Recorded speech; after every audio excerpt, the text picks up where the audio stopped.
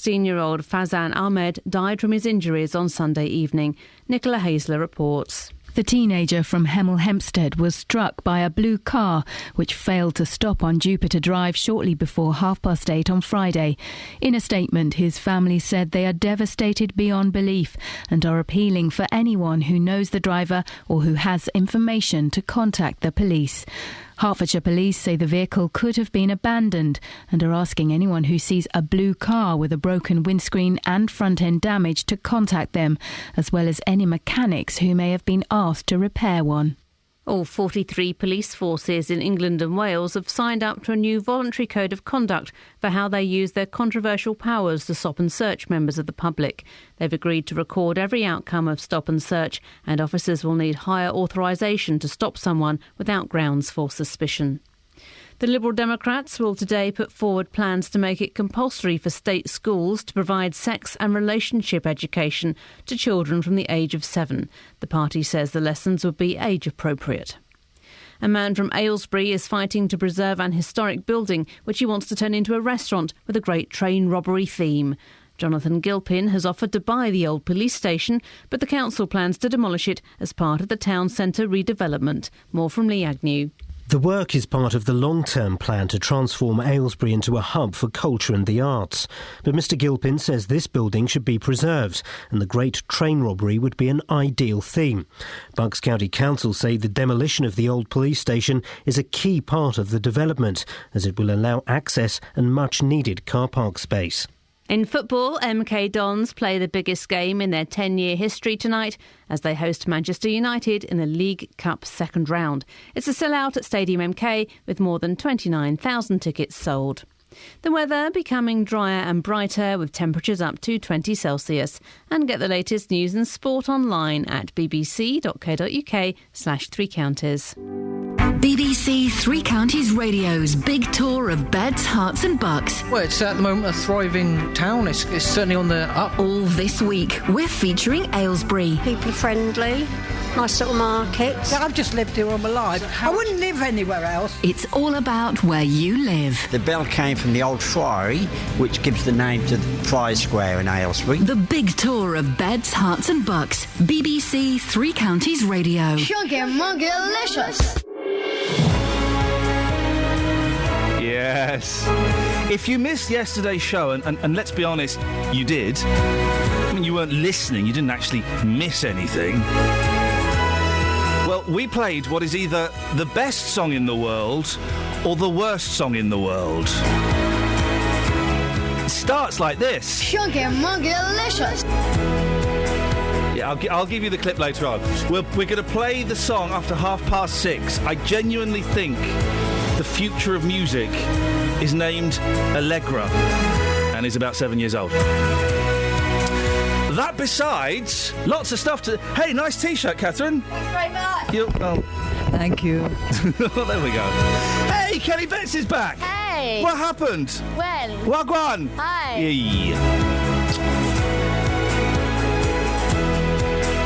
Lots to talk about this morning, including baby snatchers, theme pubs, and ice bucket bants. Across beds, hearts and bucks. This is BBC Three Counties Radio. Yesterday's show was awful. Awfully good. That's what I meant to say, yes. Awfully good. It was the Catherine and Iain Bank Holiday... Bants Bunchun Bonanza. Catchy. Thanks very much. And we brought in compact discs, we played music, we chatted, there was great vibes. I'm glad you remember. We told stories. Yeah. But one record we didn't get to play was the Cardigans. I like the Cardigans. I like the lady from the Cardigans. Yeah.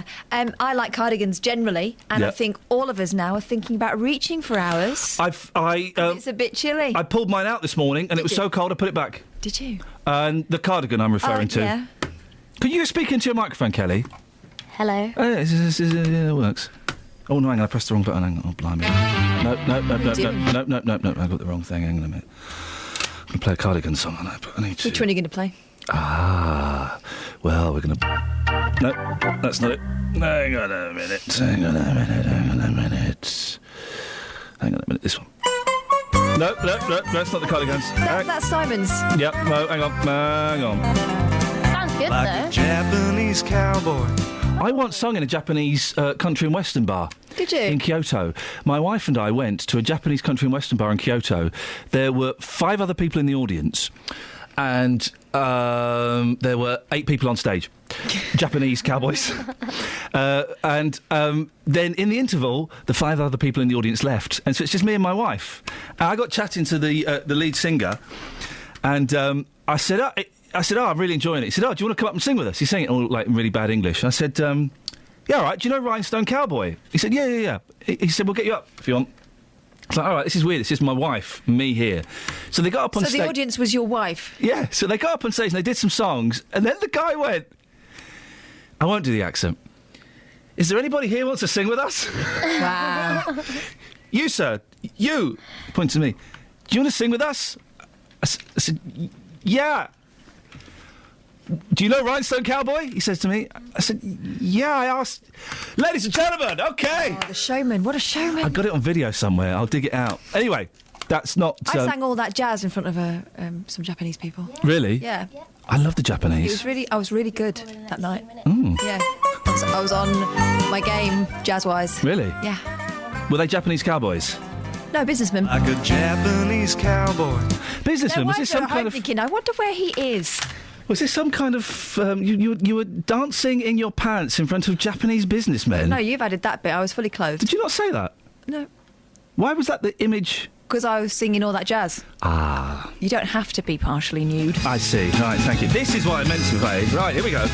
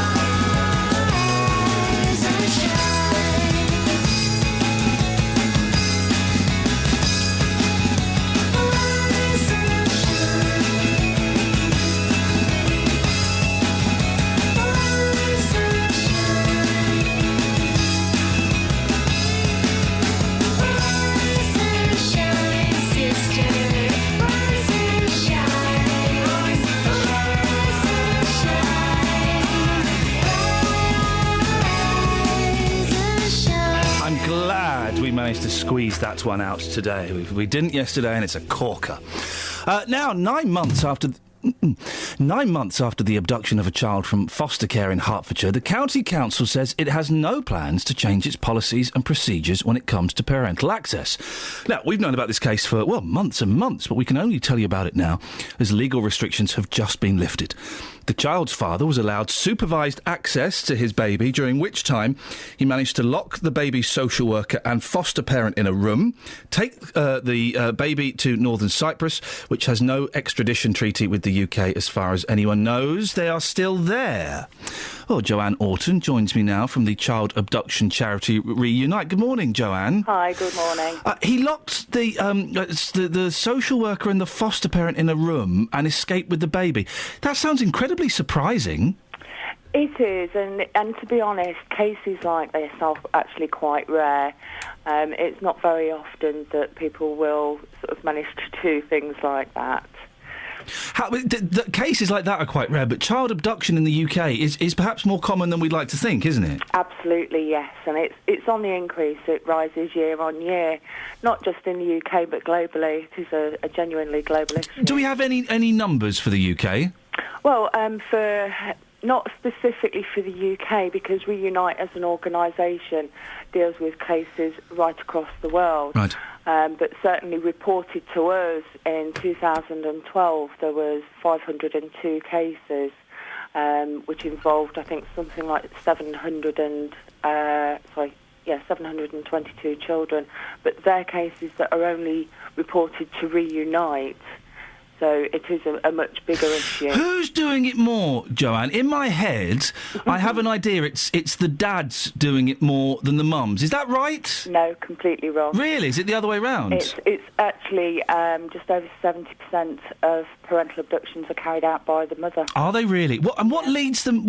How do they end up in a situation where that seems like a sensible option? Very often it's parents they've met, and usually they're from different backgrounds, different nationalities. They meet, the relationship breaks down, and very often the mother seeks solace by going back to her family. That's sort of the usual, the most common scenario that we see. The abducting parent doesn't often realise that they're actually doing something wrong. They just see it that it's my child, and I can take my child where I want to take. It's not often that there's anything genuinely more sinister than the fact that they just want to be back with their family. I would imagine it's a tough one to control, because if parents are split up and someone says, "But I'm going to take the kids away for a couple of weeks," and the dad or the mum goes, "Yeah, okay, no worries," and they don't return, and there's no extradition with that country, well, there's nothing that can be done, really, is there? And you can't say, no, you can't take the kids on holiday. That's right. I mean, a lot of it depends on whether they're going to a Hague or a non-Hague country. If they're going to a Hague country, then they have got the Hague mechanisms, which is, it's more successful with some countries than others. Some countries are faster than others. Some countries are slower.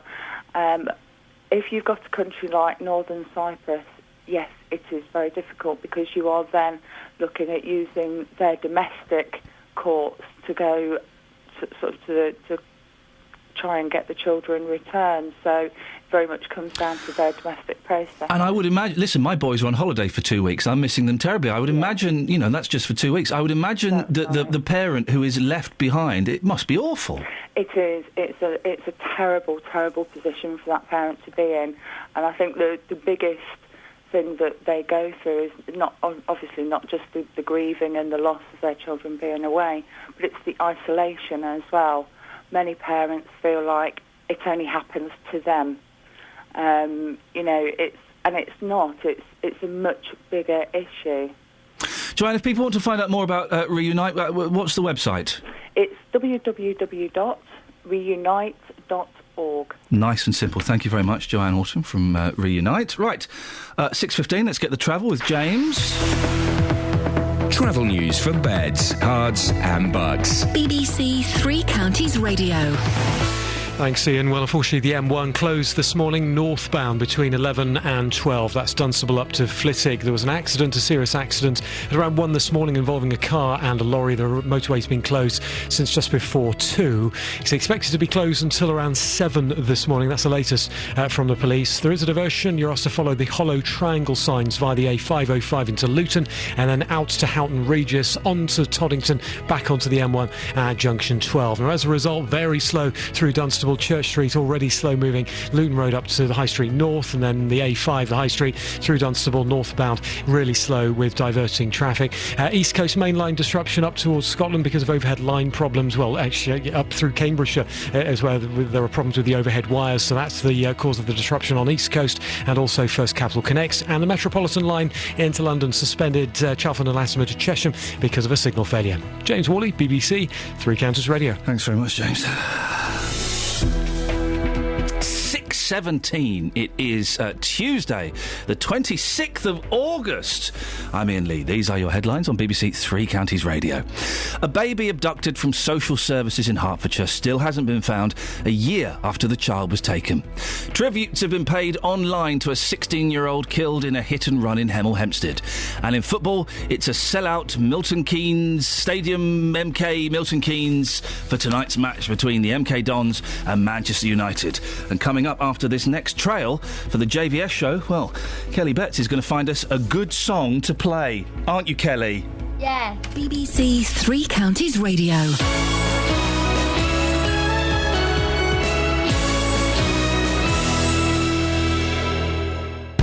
Every weekday morning from 9, Jonathan Vernon Smith. Lots to discuss. Do you agree with her? Do you think she speaks a lot of sense? With the biggest questions. Should Muslim women be allowed to wear the veil in court? And is it fair to only give people this kind of benefit for 3 months? And the biggest opinions. I'd like to hear from you. I feel strongly because children should be taught in a structured way. You know, there's nothing better in life than real life experience. Don't be patronising. Excuse me, I'm talking, sorry. There's 2 words here, common sense. When my pet hates, I feel really strongly about it. We're talking about that. I agree with you. The JVS Show, weekdays from 9 on BBC Three Counties Radio. Wow, Catherine, you really have... you've really set a very low standard. Sitting in the morning sun, I'll be sitting when the evening comes, watching the ships roll in, and then I watch them roll away again. Yeah, I'm sitting on the dock of the bay, watching the tide roll away. Ooh, I'm just sitting on the dock of the bay, wasting time. I left my home in Georgia, headed for the Frisco Bay, 'cause I've had nothing to live for, and look like nothing's gonna come my way. So I'm just gonna sit on the dock of the bay, watching the tide roll away. I'm sitting on the dock of the bay, wasting time. Look like nothing's gonna change. Everything still remains the same. I can't do what 10 people tell me to do, so I guess I'll remain the same. Listen, sitting here resting my bones, and this loneliness won't leave me alone. Listen, 2,000 miles I roam just to make this dock my home. Now I'm just gonna sit at the dock of the bay, watching the tide roll away. Ooh, I'm sitting on the dock of the bay, wasting time.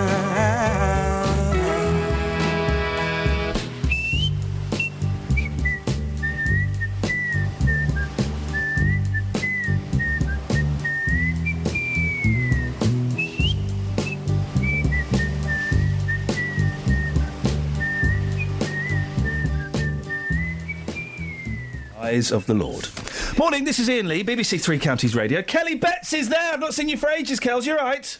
Yes. You were at the reading festival. Which books did you take with you? I read lots of very interesting books at the reading festival, and I saw some excellent bands. You interviewed, though this will mean nothing to you guys, Jackson Buggs. I interviewed Jake Bugg. Jake Bugg, the pop singer, the folk singer. Yeah. You like him, don't you? Yeah. Do you fancy him a bit? No. Are there any pop stars you fancy?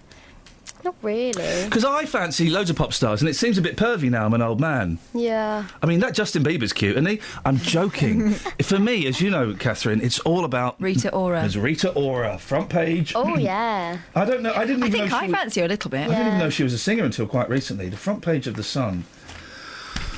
Rita Ora. She's got a real aura about her. I'd like to have an aura. Okay. Yeah. I'd like to have a Rita good night with her. No? Anyone? Is Ellis coming back at any point? Beulah? Okay. Yeah. 08459 455 555. The way the show works, of course, as you know, if you don't know by now, I'll tell you, is we talk about stuff and you can call in about any bits and pieces you want. And coming up after 6:30, we'll be playing what is either the best song in the world... It's probably not. ...or the worst song in the world. Your kids liked it, though. My 5-year-old loved it.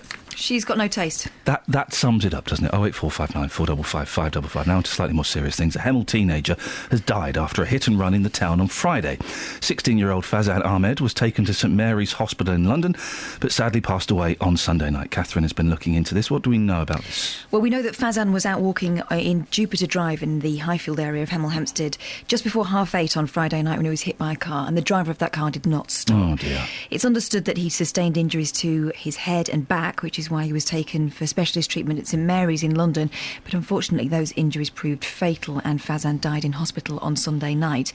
Now, it's obviously come as a huge shock to his family and friends, many of whom have been paying tribute online to Fazan. Oh, very sad. His parents have issued a statement, haven't they? What does that say? Well, although I should point out this statement came out while Fazan was still in hospital. The teenager's mum and dad, Izzy Begum and Mukhtar Ahmed, told us that Fazan is a lively 16-year-old boy adored by his family and friends. He's the life and soul of our family, and with his whole future ahead of him. He loves football and is a supporter of Arsenal. His family and friends are devastated beyond belief about what's happened. Now, they also appealed for the driver of the car involved in this incident to come forward, and for anyone with information to please contact the police. Well, you mentioned the police. What have they said? What are they asking for? Well, the investigation into what happened on Friday night has been taken over now by the Bedfordshire, Cambridgeshire and Hertfordshire Major Crime Unit. Remember, they've banded together to form this unit. We'll hear from one of its detectives later on in the programme with how it's going this morning. But the search is well underway for the driver of the car, which we know is blue. Police say it will have a broken windscreen, front end damage. The car could have been abandoned, although detectives want to know if any garage owners or mechanics have been approached by someone with this damaged blue vehicle. It will be quite obvious. Anyone with information about this is asked to contact PC Dave Clark at the Collision Investigation Unit via Hertfordshire Police's non-emergency number 101. Now, it says here that they should quote the reference number ISR 697 of August the 22nd. Oh, but I'm sure they'll know the what police you're will be able to talking connect about, the dots with this one if you forget. So they want to hear from you if you know anything at all about what happened on Friday, or if you've seen that car. Remember, it's blue and it has damage to the front and a smashed windscreen. Someone will have seen that. Oh dear, very, very sad. Thank you, Catherine. Call 08459 455 555. BBC Three Counties Radio. So yesterday, after the bank holiday, the Bunchun Bants Bonanza, I went home and didn't really do a lot. Didn't you? No. I started knitting a jumper. Whoa. Yeah. You're an early preparation for the oncoming winter. Yeah, definitely. It takes me a long time because I've got 2 kids that keep getting in the way of all my projects. Knitting with needles? Yeah. I'm really good at knitting. What? But you know you can buy jumpers now. I know, but it's you do it with love, don't you? Really? I thought you did it with wool. I want to be that mum that says, you know. Who are you knitting for? My daughters. Knit me a jumper. God, it'll take ages. You're massive. Those arms as well. How much wool? Thanks, mate. I might one day. But why? You know, the thing is, they'll grow out of it. Don't care. I pass it on to their little cousin. Flip It's a really cool one. It's Katie Morag. Oh, yeah. I'm doing something similar to that. We're going to the lakes, you see. It's going to be freezing. Oh, it will be cold there. And good jumper's always a good idea for the Lake District. Now, you do owe me a jumper. OK. Well, Because What for? look at what you're wearing. Oh, yeah. I've got a really tight T-shirt on this morning. Yeah. Thanks, Ian, for that. No worries. I was being optimistic. Well, I put it on over my frock and it's bulking it out somewhat. And I'm wearing one, and Kelly's got one, but Kelly, you're not wearing yours. I know, I will put it on. It's a nice T-shirt. It's lovely. It's about Abbots Langley. Yeah, it's an Abbots Langley T-shirt, guys. Who'd have thought so? Thank you to Scott Balcony for making it. I paid for it, and it was my idea. Thanks, Scott. No, but I paid for it. Did you actually pay for it? I did actually pay for it, yeah. Really? Yeah, I did. I gave him cold, hard cash. Wow. And then when I asked for a receipt, he looked all disappointed and said, I have to charge you a little bit more then. His T-shirts were on special until recently. Is he charging you full whack now? I did say, look, I'm going to pay for this, and I was expecting mates' rates. If that's his mates' rates, I'd hate to be his enemy. Maybe you're not his mate. Well, maybe not. Anyway... Hey, listen, times is tough. He's got to feed kids. We'll take a picture... He did mine for nothing when he made me a T-shirt. He did what? Nothing. Really? We will take a picture of us in our T-shirts and you can have a look. Fans of Abbott Langley, fans of Mysteries and fans of Fire Brigades. And tight T-shirts. Yes, yeah. Those fans are in for a real treat. 08459 455 555 is the telephone. I was going to play a song. I haven't got time now. Sing us one. Pass the Dutchie on the left-hand side. Hey! Pass the Dutchie. Hey, in a bit, Kels, we're going to play this. Sugar Muggalicious. Hey, oh my gosh, I can't wait. When I got home from the bank holiday bounce yesterday, my daughters were manic, and they were also talking about how... Sorry, am I distracting you? I'm just trying to see if I can find a song that I can squeeze in. They were talking about how funny it was that my friend wanted to rub wee wee into my face. That was and me. They liked the Chunky Monkey song. Did they like it? That was the two highlights for them. I tell you what we can squeeze in. This. Bit of Doris? Yeah? Yeah. Film 94. Yeah? Do you know what that is? I don't know. Flippin' heck. You probably know, like, film 2011 or something, Muppet. I wish I know how it feels to be free. I wish I could play all the chains holding me. I wish I could say all the things that I should say. I say them loud, say them clear for the whole round world to hear. I wish I could share all the love that's in my heart. Remove all the walls that keep us apart. And I wish you could know what it means to be me. Then you'll see and agree that every man should be free. I wish I could give, well, I'm longing to give all. I wish I could live like I'm longing to live. And I wish I could do all the things that I can do. Though I'm way overdue, you know that I'll be starting anew. I wish I could be like a bird in the sky. Whoa, how sweet it would be if I found I could fly. I soar to the sun, I look down at the sea, and I sing 'cause I know, you know that I sing 'cause I know. Hey, I sing 'cause I know, you know I sing 'cause I know. And I sing 'cause I know, yeah, I sing 'cause I know. And I sing 'cause I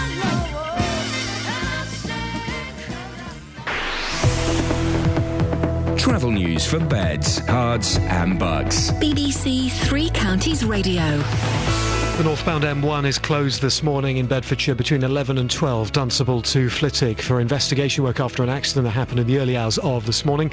We expect the motorway to reopen at around 7 o'clock, but that hasn't been confirmed. We'll wait for the latest from the Highways Agency over the next half an hour, obviously. There is a diversion through Houghton Regis. So you're taken off the A505, or off onto the A505 into Luton, out to Houghton Regis, then the A5120 via Toddington to rejoin the M1 at junction junction 12. That's the official diversion route. You're asked to follow the hollow triangle signs. As a result, there are long delays also through Dunstable, the A5 northbound, particularly slow. I think plenty of drivers coming off of junction 9, heading through Dunstable, northbound, slow moving. And the M1 southbound past the scene of the accident is also queuing. As for East Coast and First Capital Connect, delays because of problems with the overhead wires between Peterborough and Huntingdon, and Metropolitan Line no service Chalfont and Latimer to Chesham. James Worley, BBC Three Counties Radio. Across beds, hearts and bugs. This is BBC Three Counties Radio.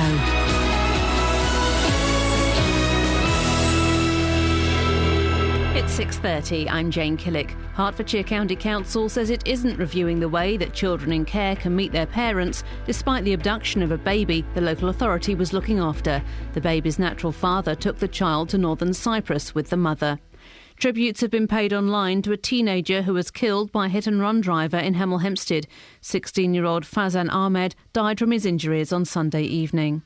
A man from Aylesbury is fighting to preserve an historic building which he wants to turn into a great train robbery restaurant. Jonathan Gilpin has offered to buy the old police station, but the council plans to demolish it as part of the town centre redevelopment. The weather becoming brighter and drier. On to sport, and in football, MK Dons play the biggest game in their 10-year history tonight as they host Manchester United in the League Cup second round. It's a sellout at Stadium MK with more than 29,000 tickets sold. Chairman Pete Winkleman says it'll be a magical moment for the club. We can go and do ourselves proud. We'll have a lot of occasional supporters, people that might have not been to the stadium before. And I want to go and show them that this Milton Keynes team, it might be League One at the moment, but it's got the makings of something special. We play very entertaining football. We play football like the Premiership teams, where you want to keep it, where you want to be threatening with the ball and with what you're able to do with it. Watford are also in League Cup action against Doncaster at Vicarage Road this evening. Goalkeeping coach Alec Chamberlain says it might be an opportunity to rotate the squad and play some of those on the fringe of the first team, including Lloyd Dyer. We're very fortunate with the amount of players and the amount of quality that we've got. Not everybody is going to be involved week in, week out. So, Lewis McGugan's not been in the squad again as well. And Sean Murray's not involved again today. So it's not just Lloyd. I'm sure Lloyd, and those other players will probably be involved on Tuesday. In the Conference South, none of our teams secured a victory. There were losses for Hemel Hempstead and St Albans and 0-0 draws in the matches involving Bishop Stortford and Boreham Wood. In the Southern Premier, Hitchin beat Arlesey 2-0, Dunstable beat Biggleswade 1-0. There was a win for Chesham and a 2-2 draw for Burnham. BBC Three Counties News and Sport. The next bulletin is at 7. Call 08459 455 555. BBC Three Counties Radio. Good morning, this is BBC Three Counties Radio. I'm Iain Lee, and let's have a look at the papers. I'm Captain Boyle. Oh, I did something wrong, laddie. I dropped a coffee down my top. Oh, Mrs. Doubtfire again. Or was that Andy Murray? It's so hard to tell with your impressions. Andy Murray's mum, please stop phoning me. I'm not interested. Oh, really? Yeah, I'm not interested. Does she want to teach you to... Yeah, she wants to work on my serve. I'm trying to think of an innuendo around tennis. She wants new balls, please. There we go. There we go. Got one. Andy Murray's mum's going to be on Strictly. Is she? Tennis mum Judy Murray has admitted she lied to son Andy about appearing on Strictly Come Dancing by telling him she would not be taken to the dance floor. That kind of lie. Double bluff. Hang on, so what? She said she was going to be on Strictly, but she wouldn't be dancing? No, she said she's not doing it. The duped Wimbledon hero replied, "Thank God you'd be absolutely terrible." Andy, 27, has yet to comment publicly on tennis coach Judy joining the BBC One show. I wonder why. But a family source revealed he was desperate to avoid attending the 54-year-old's performances. That's nice, isn't it? After she's running around in the car, helped him to get his tennis really good and winning and stuff, and sat through all those boring matches. Yeah, thanks, Andy. Just sit and watch her dance for 5 minutes. I don't really care about Strictly. The only reason I'm caring about it now is because one of the former dancers is in the Celebrity Big Brother house. James. Loving Big Brother at the moment. It is flipping wonderful. And James is in it. And boy, oh boy, isn't he an unpleasant gentleman? He's irritating, isn't he? Well, that's putting it mildly. A lot of passive aggression. Yeah. And sweary. Threatening to hit a 71-year-old man. Classy. But man, have you seen his pachanga? I don't know what a pachanga is. Dance. But It's a dance. Is that a dance? Yeah. Okay. Hey, you know Dynamo, the magician, magic man? He's the man that walks on water. Little fella. I've walked on water. I actually have. And which water did Jesus walk on? Was it the Sea of Galilee? Yes. I've walked on that. Have you? Yeah, I have, actually. How did you do it?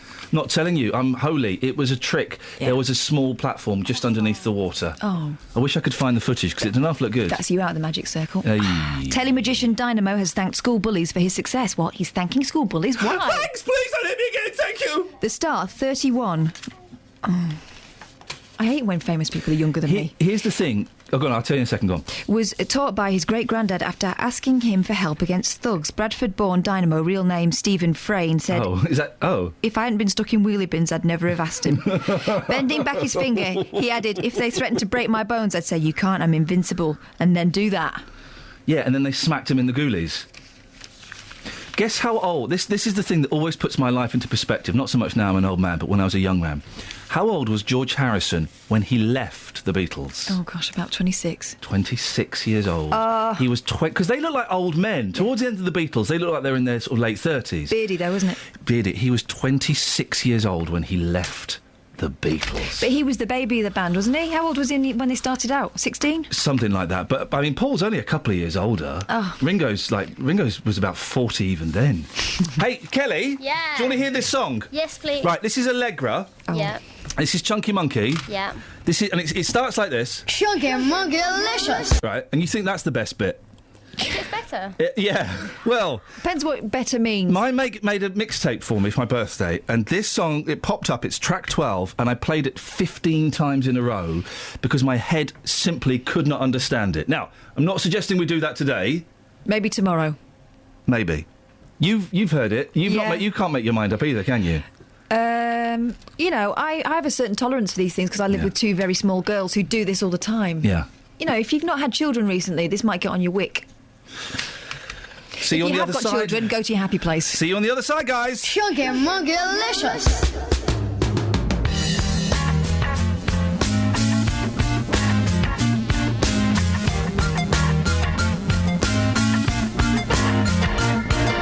I went to the zoo looking for you, but what I did find was a couple of elephants, a chimpanzee. That's what I did see. But something seemed to catch my eye, something seemed to dazzle them up. That chunky monkey, yeah, chunky monkey, yeah. He looked at me with big blue eyes, and I couldn't help but see a chunky monkey, yeah, chunky monkey, yeah. His brown fur was so soft and clean, he walked just like a chimpanzee. That chunky monkey, yeah, that chunky monkey, yeah. But who else did I see looking at that chunky monkey? Was you? Yeah. Come on. This is great.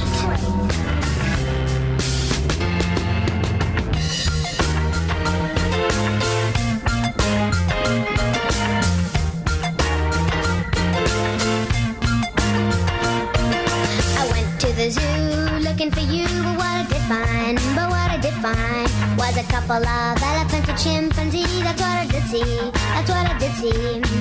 Something seemed to catch my eye, something seemed to dazzle them up. A chunky monkey, yeah, a chunky monkey, yeah. He looked at me with big blue eyes, and I couldn't help but see a chunky monkey, yeah, a chunky monkey, yeah. His brown fur was so soft and clean, he walked just like a chimpanzee. That chunky monkey, yeah, that chunky monkey, yeah. But who else did I see looking at that chunky monkey? Was you?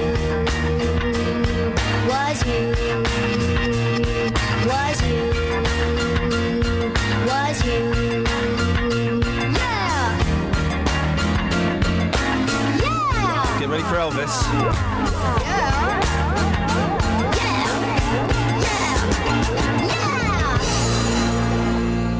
Thank you very much.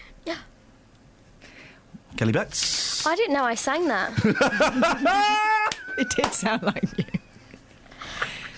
Your thoughts, please, as the producer of the BBC Introducing Show, Saturday nights, 8 o'clock. That there is the one that got away. Yeah, you could have had that bad boy.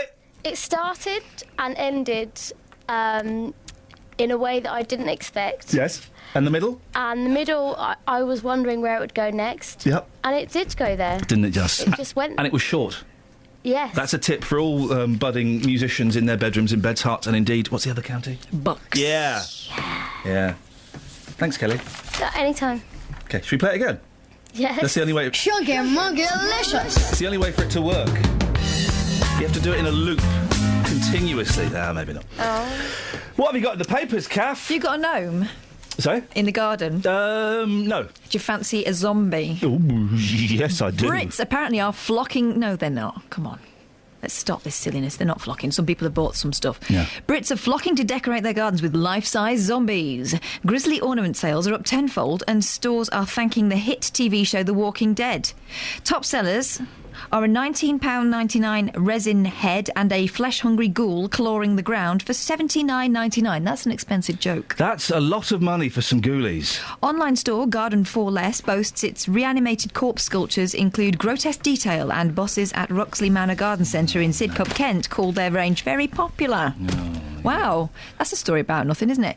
There's this one as well, in The Sun, that accuses the BBC of poisoning Girl Guides. What? What have we done? We muffed up with Cliff Richard, we muffed up with Jimmy Savile, now we're muffing up with Girl Guides? Girl Guides were sent seeds for a potential killer plant. Potential killer plant? Yeah, if you eat it. I mean, who's going to eat flowers? Girl Guides are not brownies or rainbows. They know about this stuff. Yeah. The youngsters had asked for one of the variety packets after the show plugged its Grow Wild early this year. In May the 2nd, Royal Wusson Bassett unit girls sewed them into a park, marking the spot with a plaque. Amateur photographer Mike McKee was intrigued by a purple flowering plant he saw at the site and decided to look it up. He was shocked to discover it was a corn cockle. A what? A corn cockle. Suddenly I'm interested again. A rare plant of all of which is poisonous if eaten. He notified the council. They removed the plants, which can also cause vomiting, dizziness and diarrhoea if you eat them. Did you know you can eat dandelions? Yes. Do you know why they're called dandelions? Hang on, hang on a minute, because they're like Ponzi lions that are showing off. No, it's from the French, dent de lion. It's tooth of the lion. I prefer my version. And they do make you go. It's a diuretic. Words? But I remember when I was at school, the curate ate a... don't do that at home, kids. Daffodil. Why? Because he said our parents would never believe he'd done it, and that's what the early Christians had to deal with. That they'd seen unusual things and no one believed them. He's trying to encourage children to get disbelief from their parents about something a teacher did in front of them. Words that are falling out of favour. These words are falling out of favour. Well, drawers is in there, and yet you sent me a text with the word drawers in the other day. Yeah, I did the old winter drawers on joke. Yeah, and so these words are falling out of favour. Fortnight. I've said that recently. Oh, you said it last fortnight? Yeah. Ago. I say it all the time. Marvellous. I've been to a marvellous party. Yes, I like that song. Fetch? Fetch? How is fetch falling out of favour? Walkman? Well, duh, yeah. Catalogue? Pussycat Dolls, isn't it? Yeah. And Cheerio. Oh, those are all words that I've used. And these are the biggest risers. Awesome. Okay, Lego. Treadmill. How is treadmill one of the biggest risers? My favourite word that no one uses, you'll know what this means. Kelly won't know what this means. Widdershins. Oh, no, I don't know what that means. Do you know what that means? My favourite word that means something, yeah. What does it mean? The cat ran widdershins around the living room. Naked? Anti-clockwise, isn't it? Oh. Yeah, you go. Why are you laughing? Because who would say that? My nan, who's now dead. So what are you saying about my dead nan? Seriously, what are you saying? What are you saying about her? So use it in another sentence. All right. My watch... Oh, my watch is broken. The hands are going widdershins. Don't go widdershins around this roundabout. You'll be breaking the law. Widdershins' hands are the worst. Hey, you can phone us with old words. What? Why not? 08459 455 555. Yeah. Travel news for beds, cards and bugs. BBC Three Counties Radio. The northbound M1 is currently closed between 11 and 12. That's Dunstable up to Flitwick. It's for investigation work after an accident. A serious accident happened just after 1 o'clock this morning. The closure is likely to be in until around 7 o'clock. And there is a diversion through Houghton Regis. You'll also follow the hollow triangle signs off the M1 at 11, onto the A505, out to Houghton Regis, onto the 5120 through Toddington to rejoin the M1 at junction 12. Plenty of drivers, though, coming off the M1 early and then heading up through Dunstable. Northbound A5 very slow, we can see on the speed sensors. If you're on the M25, well, anti-clockwise is heavy 21A to 18 already. That's St Albans round to Chorley Wood. And the East Coast Main Line and First Capital Connect trains through Cambridgeshire running with delays and disruption because of problems with the overhead wires between Peterborough and Huntingdon. Buses are replacing trains between St Neots and Peterborough at the moment. Overall journey times adding or being delayed by up to 2 hours, we're being told. And on the Metropolitan line, there is no service Chalfonton-Latimer to Chesham because of a signal failure. James Hawley, BBC Three Counties Radio. Thank you, James. 6:47. It's Tuesday, the 26th of August. I'm Iain Lee. These are your headlines on BBC Three Counties Radio. Hertfordshire County Council isn't changing procedure after a baby it was looking after was abducted by the parents. The family of a 16-year-old boy killed in a hit-and-run in Hemel Hempstead say they are devastated by his death. And a man is trying to save the old police station in Aylesbury. I'll read it as it's written. A man's trying to save the old police station in Aylesbury to turn it into a great train robbery theme restaurant. A great train robbery theme restaurant? More on this later. Thanks. Oh, weather, isn't it? Beds, hearts and bucks weather. BBC Three Counties Radio. Good morning. Well, after a rather damp, soggy and disappointing bank holiday Monday, I'm afraid there's a little bit more to come. We have a bit of rain first thing this morning. Gradually it will start to ease, though. It's a rain band that's sinking southwards. Behind it, we've got some dry weather, particularly through this afternoon. It may even brighten up. We may even get a little bit of sunshine. Maximum temperature later, probably only staying around 18 Celsius, however. Overnight, dry and clear. Just a bit of patchy cloud to worry about. Could get a bit of mist in the rural spots. Minimum temperature, though, down to around 10 Celsius again in the rural spots, perhaps a little warmer in built-up areas, but feeling a little fresher than it did last night. For tomorrow, it's an improving picture compared to the last couple of days. It's glorious. We'll have some sunny spells. It'll be dry and temperature just slightly warmer, maximum up to around 21 Celsius, and that's your forecast.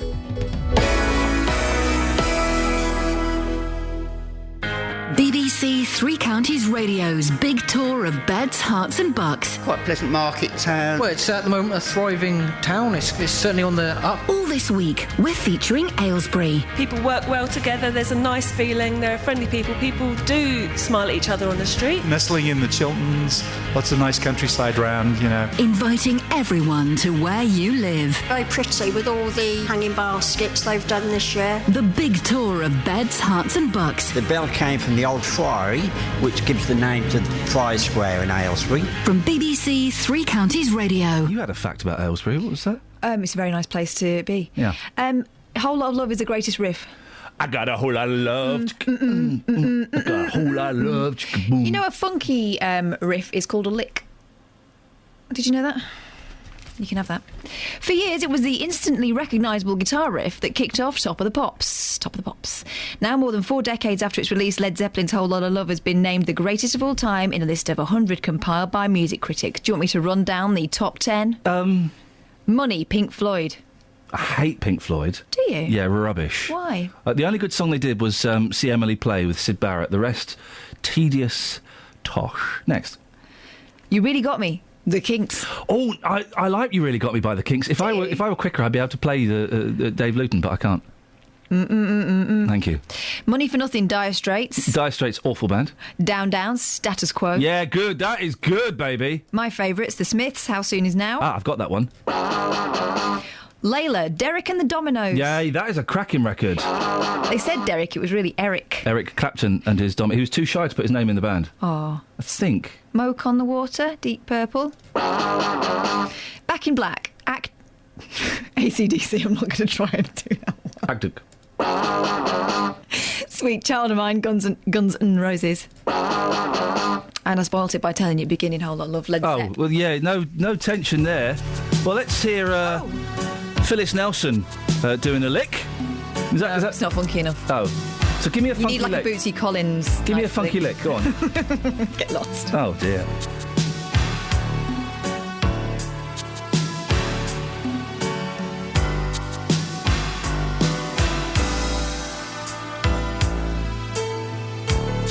Hey baby, you go your way, and I'll go mine. But in the meantime, when we're together, touching each other, and our bodies do what we feel when we're dancing, smooching and swaying, tender love song, softly playing.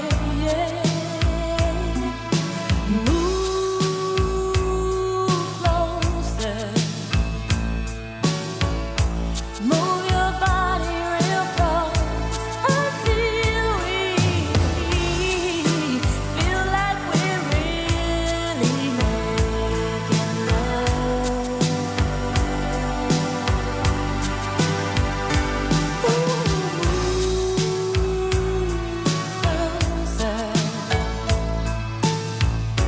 Move your body real close until we feel like we're really making love.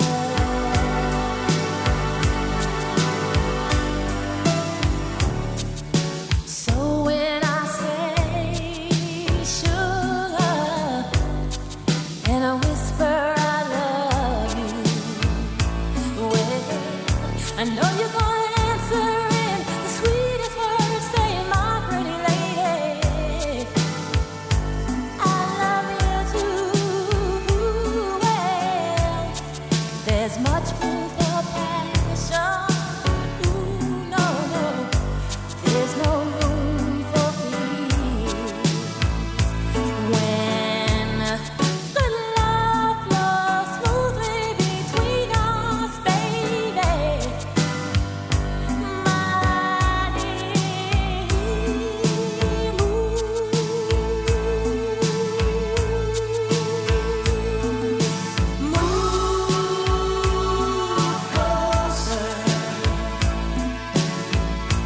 move your body real close until we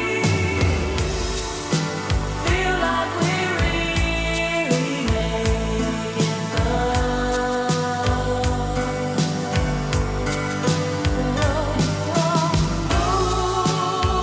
Move closer. Move your body real close until we. Actually, if she carries on like that, I'll get kicked out of the disco. If you, I mean, some of these lyrics, move closer so that it feels like we're really making love. Really, Phyllis? Really? You want a bit of the old bump and grind? No, thank you. Out. Out. Get a room. You mucky pub. The Ice Bucket Challenge, Catherine. Yeah. We talked about this yesterday, but no one was listening, so I think we can resurrect it. It's in the Mail, Yeah. I think. They've put pictures of primarily hot girls in bikinis Yeah, having a don't bucket. You have a bucket of ice tossed over you, don't you? That's the idea. And you give money to charity. I thought that was the point, but some people apparently are just doing the challenge and passing it on to their friends. It's become a little bit of fun. Now, listen, well done to everybody who's done it. Some of my friends have done it. I know that Roberto here has done it. His video is on the Three Counties Facebook page if you want to go and see it. Congratulations, well done. I've been nominated. I ain't doing it. Wally Webb got nominated. He's not doing it either. Barack Obama and the Webster are refusing to do it. On what grounds? I don't want to look more like a plum than I already... I don't like... When did we start nominating people to do stuff for charity? If I want to do something for charity, I'll do it. I'll go and write a cheque. I'll go and put a few quid in a bucket. I'm going to pour water, ice-cold water. What's the point? I don't even know what the charity is. ALS, it started out as. What, for the boy band? No, they don't need the money. ALS is a motor neurone charity in America. Now, I believe the British version, Motor Neurone Association, are taking those donations. And I think a cancer charity also. Macmillan are having a bit of it. I don't like it, Just. I don't think it's appropriate. I don't want to do it. I refuse to do it. Does that make me a misery guts? No, not at all. I don't think so. I mean, £250,000 has been raised so far, but I think the big issue with this... Well, it's quite a lot of money for charity. For any charity, that's a lot of money. £250,000. I don't think £250,000 is that much money at all. It's a lot better than nothing. Well, yeah, it's better than the poke in the eye with a sharp stick, but still. I think that's quite a lot, actually, to be fair, £250,000. But I think the big issue is, Ian, that nobody knows what they're doing this for. It's become like an ego banter central on social media. EBC. So, yeah, I've been out this morning talking to people about the Ice Bucket Challenge. There's some very awkward audio coming up here. Here's what happened. Charlie, you have done the Ice Bucket Challenge. When was this? On Friday. So we believe £250,000 has been raised for charity so far. Do you know anything about that charity? No, I don't actually, but I think it's a good cause, and I think it's good that everyone's getting behind it, and you can see how popular it is by how much social media is behind it. The thing is, how can it be a good cause if you don't know what the cause is? And you've done the challenge. You see what I'm saying? Is it pointless? No, it can't be pointless. If it's raising money, then it's not a pointless thing to do. John, it's miserable out here this morning. The Ice Bucket Challenge, have you done it yourself? No. Anybody that you know, have they done it? My son. Right, how old's your son? 13. Now, if your son has done it, obviously everyone's talking about it right now, raising money for charity. Do you know anything about the charity where the money apparently is going to? No. It's obviously for a good charity, is it? Well, yeah, but this is the thing. If your son has done it and you don't know about the charity, that pretty much says it all, doesn't it? Yeah. Gosh, I'm speechless, Just. Well, yeah, this is the thing. If everyone's talking about it, if everyone's doing it, you should at least know about the charity that you're raising money for, the UK Motor Neurone Disease Association. That's why people are doing it, apparently, but the people I'm talking to that have done the Ice Bucket Challenge haven't got a clue about the charity, so what's the point? Yeah. Justin, thank you very much. Would you do it if you were nominated? I have been nominated, but if I'm going to do it, and hopefully I will do over the next 24 hours or so, I certainly will be donating some cash to charity. Otherwise, what's the point? Justin, thank you. Well, you could just write a cheque now and not do it. It means that it's a charity that I don't feel personally connected with. So while I support them and applaud them and give them the thumbs up, I won't be making a donation to that charity, but I hope they raise lots of money. That's all right. I feel bad saying that, but that's all right to say there are some charities I would give to and some I wouldn't. You shouldn't even have to justify it. It's not about peer pressure. It shouldn't be about peer pressure. It should be something you think about and you give to the charity that most affects you or you feel most drawn to. 08459 455 555. Let's get the travel with James. Travel news for beds, cards and bugs. BBC Three Counties Radio.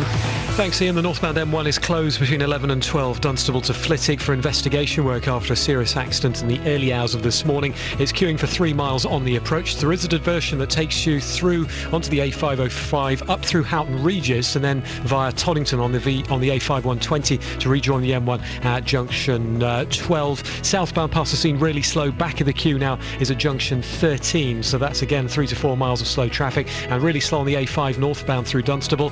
M25 usual congestion anti-clockwise 21A to 18 and delays for trains via Huntingdon. James Worley, BBC Three Counties Radio. Thank you, James. Hey, my sister has tweeted me. Don't listen to the show. You're not supposed to know I have a showbiz career. Showbiz, yeah.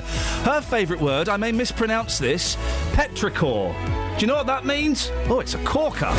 Local and vocal across beds, hearts and bucks. This is BBC Three Counties Radio.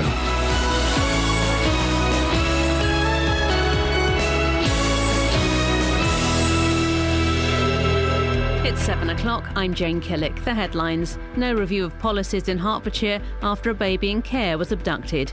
Teenager killed in a hit and run in Hemel Hempstead, and the Aylesbury man who wants to open a great train robbery restaurant. BBC Three Counties Radio. Hertfordshire County Council says it isn't reviewing the way that children in care can meet their parents, despite the abduction of a baby the local authority was looking after.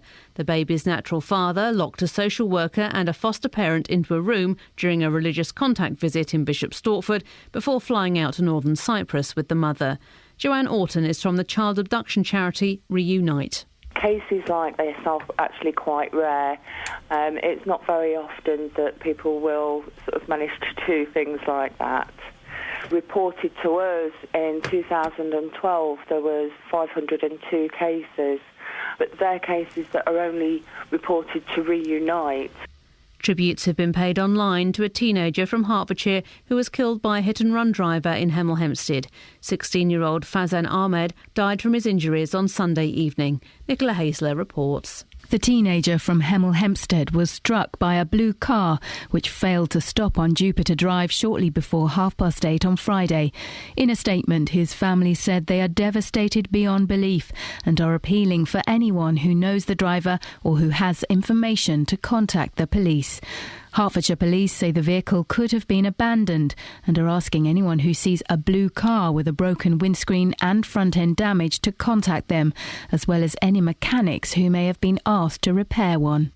All the police forces have agreed to use a new code of conduct regulating the way officers stop and search members of the public. The Home Secretary, Theresa May, has warned that misuse of the powers has damaged the reputation of the police.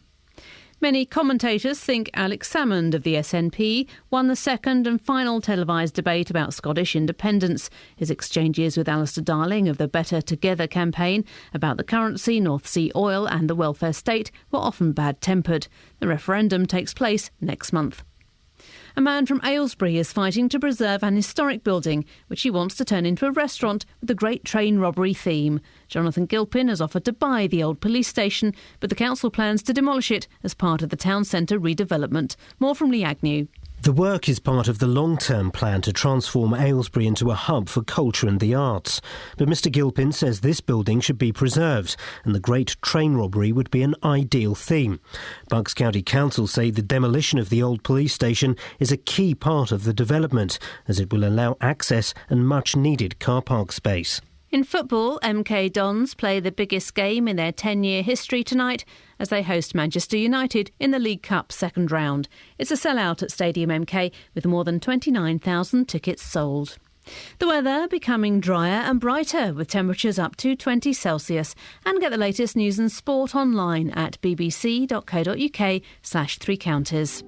BBC Three Counties Radio's big tour of beds, hearts and bucks. People work well together, there's a nice feeling, there are friendly people, people do smile at each other on the street. It's all about where you live. Yeah, it's got the basics, but it's surrounded by some beautiful countryside, beautiful history. All this week, we're featuring Aylesbury. Very pretty with all the hanging baskets they've done this year. The big tour of beds, hearts and bucks. BBC Three Counties Radio.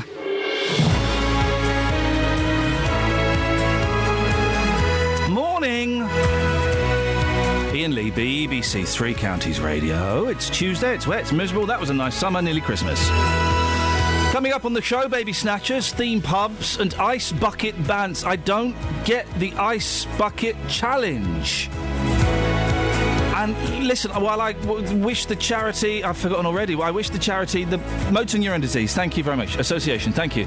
I wish them the very, very best of luck and wholeheartedly thumbs up awards to them. I don't think £250,000. Is that figure right? I don't think it's that much money. That can't be right. Considering the number of challenges on Facebook at the moment, really? Is everyone donating? Well, this is the thing. Justin was speaking to some people there. Maybe we'll play that later on. People who had done it or their family had done it, and yet they didn't know what the charity was. That would imply to me it's not working very well. What was the no makeup selfie? That was for a cancer charity, and I felt a bit obliged to do mine. Do you feel a bit bullied into it? Yeah, and I did it in a jokey way and doing a stupid face because I noticed a lot of people are doing it and sort of putting filters on and stuff, Okay. and they were hoping to get that, oh, you look great anyway, babe. Yeah. I didn't want that, and I'd just rather give the money, to be honest. Here's the thing: the charity stunts where you have to nominate people, I think are, I think they're wrong. I think they're wrong. I think it's bullying. I think it's unfair pressure. It's the same stuff as chain letters. Yeah, chain letters. That was good. That programme. Chain letters. Oh, you mean the actual chain letters? Yeah, don't like them. You're that old. Yeah. 08459 455 555. Is it bad of me to say that these charity things where you nominate people, I'm going to say, I think they're a kind of bullying. Across beds, hearts and bucks. This is BBC Three Counties Radio. Got some texts, Kath, you want to do them? You've got a few. The tune-in radio page for your breakfast show. What's that? What? Oh, that's got a picture of Simon Lederman and a woman. So, and Lisa in Hitchin wants a picture of you and your beard. I've got a beard, guys. We'll post a picture on Twitter later on because of the T-shirts that we're wearing. And that was the mystery of Abbots Langley Fire Brigade. I suggest you do mine quick before I spill coffee on it, because it's going to happen. Yours looks good. And it's too tight. Nothing's too tight. And, we've been trying to get that picture changed for the last 2.5 years, and the guys at TuneIn just don't seem to want to help. Although I wish we did look like those guys. They're hot. Yeah, they are hot. Daz the trucker, arg, Dunstable is gridlocked, says Daz, and he sent that at 10 to 7, so it's probably still gridlocked. Give us a shout if you're stuck in that. And also, Nick says, if you are going to play that stupid monkey tune again, I will turn 3CR off. Bye, Nick. Chunky monkey delicious. You know, everyone's a critic. Everyone's a critic. You tried doing this job. It's bloody hard work. It's not. It's a piece of cake. 0845. And by the way, there's some people on the internet who accused me of being childish. One woman accused me of being childish and then said, Iain Lee's so childish. His show is a load of old poo. Oh. Right. Meanie. 08459 455 555. No, 0845. Is that right? 08459 455 555. I have a week off and I turn into a gibbering wreck. If you want to give us a call, that's the number. I think that these charity things where you are nominated, I think they're bullying. I think it puts undue pressure. I felt pressure at the weekend when I was nominated online on Twitter. And I didn't... Do you know what? I didn't feel comfortable coming out, and I didn't say it on Twitter, coming out saying, I'm not doing this. Because then people make a judgment about it. But I think the tide is turning. If you look on Twitter and online, people are starting to get a bit fed up of seeing these endless, relentless videos of people doing the Ice Bucket Challenge. And, you know, if they've raised $250,000, really, it seems like there's a lot more people doing it than donating. Yeah. 08459 455 555 is the telephone number if you want to give us a call about that or anything else that we're talking about. Here's a story. Hertfordshire County Council says it has no plans to review its child protection procedures despite the abduction of a baby from foster care last year. The child was taken during what was supposed to be a supervised visit last November. Well, it got quite dramatic. The baby's father locked its foster parent and social worker in a room, drove off to Stansted Airport where its mother was waiting with tickets to Northern Cyprus. And hey, guess what? The UK has no extradition treaty with Northern Cyprus, so it's thought they're still there. Well, Cara Nuttall, who's a senior family lawyer at the firm Slater and Gordon, joins me now. Morning, Cara. Morning. I'm shocked by this. I'm shocked that, someone could lock up a social worker and a foster parent in a room and snatch a baby, and B, that they could get out of the country. Is it not easy to block people's passports? If you know in advance that there's a risk that something like this might happen, there are a lot of protective measures that can be put in place, which can include confiscation of travel documents, port alerts so that people get stopped at the airport. But the issue is often knowing that it's likely to happen and getting those measures put in place. So there's no... You can't do an immediate lockdown on someone's passport then? It takes some time to do that, does it?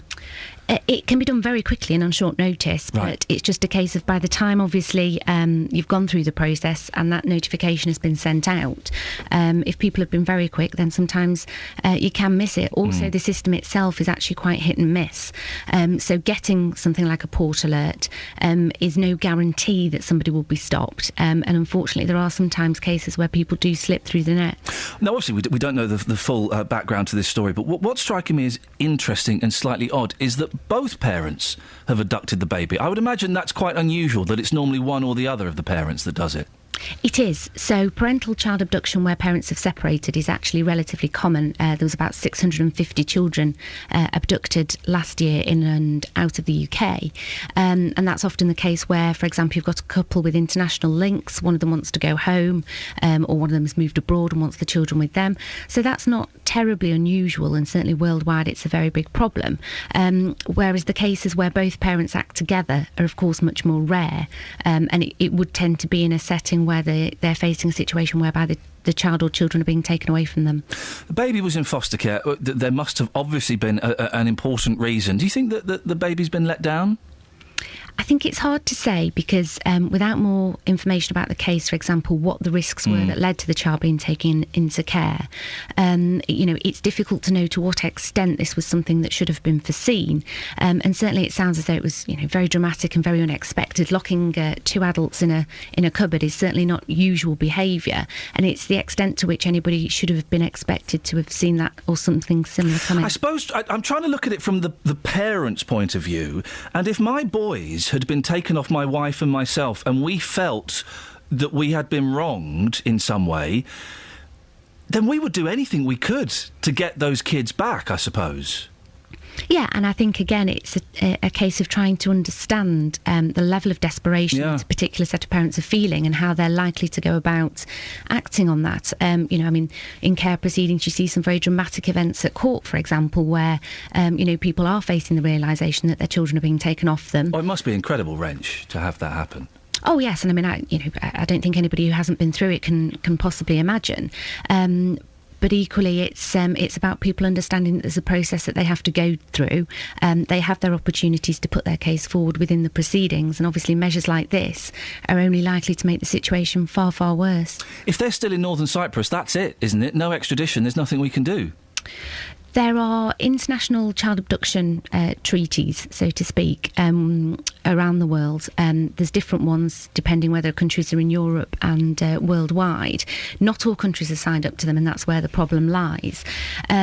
With some countries, there is a measure of judicial cooperation as well. It really just depends on sort of what can be done and to what extent the case is pursued. Cara, it's absolutely fascinating. I really appreciate your time this morning. Cara Nuttall, senior family lawyer at the firm Slater and Gordon. Call 08459 455 555. BBC Three Counties Radio. The Ice Bucket Challenge. Now, I missed this because I was away for a few days last week, and you mentioned it to me, Catherine, and I was like, what? The what? Well, it just started revving up last week, but it's really it's all over the shop. I am refusing to do it. I nominate you. Are you refusing to do it? I don't like the pressure. OK. But Ros disagrees. She says the Ice Bucket Challenge here in the UK is for Macmillan nurses, and shame on you, Iain, for not doing it. Get out there with Catherine and a bucket. Well, this is the thing. It isn't for Macmillan nurses. Haven't they again, someone can fill me in on the details. This is the gossip I've heard, that they've, in inverted commas, hijacked it a little bit. Yeah. Macmillan nurses are cancer. They do a great job. Boy, oh boy, they did a great job when my dad was dying of cancer. Thank you. But yes, they've been accused of hijacking what was the Motor Neurone Disease Association's thing. So that's true. That's weird, isn't it? Yeah, but didn't the same thing happen with the Stephen Sutton thing? The young lad. The other charities started to get on board with that as well. I suppose. And I refuse to do it. Did she say... Did Ross say shame on me? Shame on you, yeah. No. We don't shame people for making choices like this. It's not a shame thing, I don't think. Shouldn't be. I don't think it should be. Kelly, I nominate you to do the Ice Bucket Challenge. Will you do it? I've already been nominated. Yeah? I've donated. Yeah? And that's... You're not going to do it? Ros would say shame on you. But I've donated. Yeah, but shame on you. Oh, really? Well, apparently so. I'm not shaming you. Robin doesn't think it's a shame on you. What does Robin say? I agree with you about it being a waste of time. The way I understand it, if you don't do it, then you have to give money. But if you do it, you don't give. Really?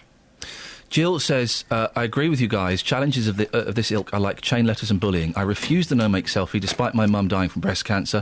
I give to cancer charities. But we can only be bullied into things by giving our consent. The worst thing is, thank you, Jill. You feel that pressure, so you do it, and then you push it onto your friends. Really? I just had a waft of Oda Kelly Betts. She's delicious. She smells wonderful today. Thanks. What the hell have you got on you?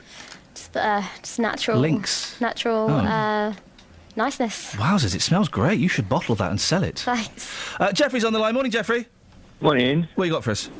There's only 3 correct uses of bucket of ice.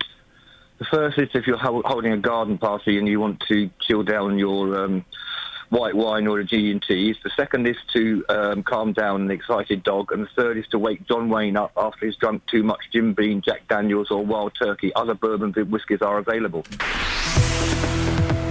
Travel news for beds, cards and bugs. BBC Three Counties Radio. The northbound M1 is closed between 11 and 12, Dunstable up to Flitwick for investigation work after a serious accident in the early hours of this morning.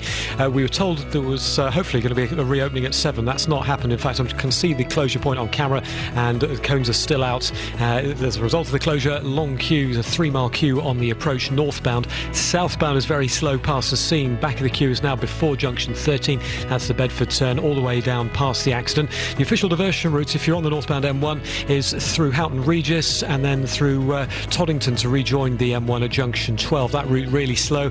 Lots of drivers heading through Dunstable as well. Speed sensors show queues northbound through Dunstable, and other routes may also be affected. Do keep us up to date on the usual number. Now the M25 anti-clockwise is slow, 17 down to 15. That's Maple Cross to the M4. Southbound A1M just spotted on the speed sensor, slow passing Stevenage junction 6, and the trains, well, unfortunately still delays for services via Huntingdon because of problems with the overhead wires. Metropolitan line, no service Chalfonton Latimer to Chesham this morning because of a signal failure. James Worley, BBC Three Counties Radio. Chunky monkey delicious. I've still not told you what the word petrichor means. It's a good one. I'll tell you in a second. Right now, though, 7:16, it's Tuesday the 26th of August. I'm Iain Lee. These are your headlines on BBC Three Counties Radio. A baby abducted from social services in Hertfordshire still hasn't been returned a year after the child was taken. Tributes have been paid online to a 16-year-old killed in a hit-and-run in Hemel Hempstead. And in football, it's a sellout Stadium MK for tonight's match, Milton Keynes Dons versus Manchester United. Even I've heard of them. BBC Three Counties Radio.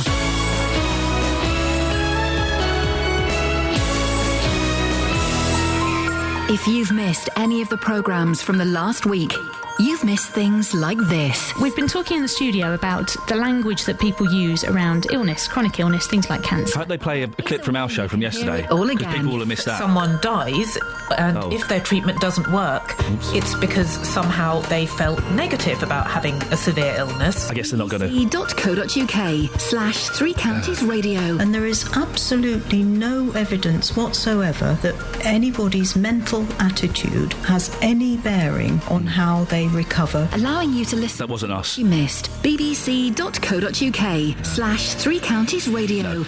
Didn't use any of us. We primarily yesterday talked about the Chunky Monkey song and the In-Betweeners too. That was pretty... Chunky monkey delicious. Pretty much all we did yesterday. We did some other things. We didn't... Well, we talked about the man who had a moth in his ear for 3 days. Oh, yeah. A living moth in his ear for 3 days. It was buzzing. It was buzzing, man. And we play loads of music. Yeah. If you can listen to that on the iPlayer. You can, if you want. I mean, you could if you wanted. Petrichor, do you know what it means? Petrichord. Petrichor. Petrichor. Petrichor. How would you say this? Petrichor. My sister sent me this and she is dead clever. Yeah, petrichor. What does it mean? Well, I know what it means. You told me. Shall I spoil it? Oh, did I? Yeah. No, do the theatre. I have no idea what it means. It means the scent of rain on dry earth. Isn't that beautiful? Isn't that beautiful? Put it in a sentence, though. Nice petrichor. The petrichor was heady. But after the night of heavy rain. But well, no, because you're saying the petrichor, and petrichor means the scent of rain. So you're saying words you don't need to say. Wow, get a load of that petrichor. That's better. Hey, Candice, it's a good word, isn't it, petrichor? It is, it's brilliant. Petrichor and Widdershins. We're learning things today, Candice. This is very Reithian. We are informing, entertaining and waffling. Is that the third one, Catherine? It can be, yeah. Yeah, why not? Candice, the Ice Bucket Challenge, while I'm not in any way knocking the charity, whichever charity it is, we don't quite know, I ain't doing it. Does that make me a grumpy bum? No, not at all. Not at all. If I got nominated, I wouldn't do it either. But this is why I've rang in. I'm just going to give you a little update on why, at the moment, the Ice Bucket Challenge is going. If you do Google it, you will find lots of other charities that have, I don't know if it's up to date, but there are other charities that have done it. Now, the reason why we're doing it now is that my 13-year-old daughter had informed me on this last night. I asked her. And the fact that she told me and she knew all about it, by what I'm hearing this morning is there's obviously a lot of adults and mums and dads that don't even know why the children are doing it. Now, the ALS charity, which is the motor neurone disease charity, this is the charity, the one charity at the moment who is spearheading this Ice Bucket Challenge. The point of it is you throw the bucket of ice over you. Right. Now, as you know, motor neurone disease is a degenerative disease. Yes. And at some point you will slowly lose the sensations and the feelings in parts of your body. Right. The Ice Bucket Challenge, that's meant to give you that tiny few seconds insight of feeling numb and losing feeling and sensation. But all of the videos I've seen, it's just people giggling. I'd imagine if you've got motor neurone disease, I'm sure you have a laugh at some point, but you're not giggling when you have that numbness. Well, you're not, but I reckon that when you have that bucket of ice, why don't you have a go? I'm not doing it! But if that bucket of ice was thrown over you, you are surely guaranteed, even if you're laughing and having a jolly, you are guaranteed to feel some kind of numbness or... But why do I need to feel that, to have empathy with someone who has the condition? I don't need to feel it. I think what it's doing is, let's face it, it's highlighting the charity. We're talking about it now. And we are talking about it now, and that's great, and that bit's working. But I don't know if you heard Justin earlier on. He was speaking to loads of people who'd done it, or their family had done it, and they didn't have a clue what it was for. So in that respect, it's failing, isn't it?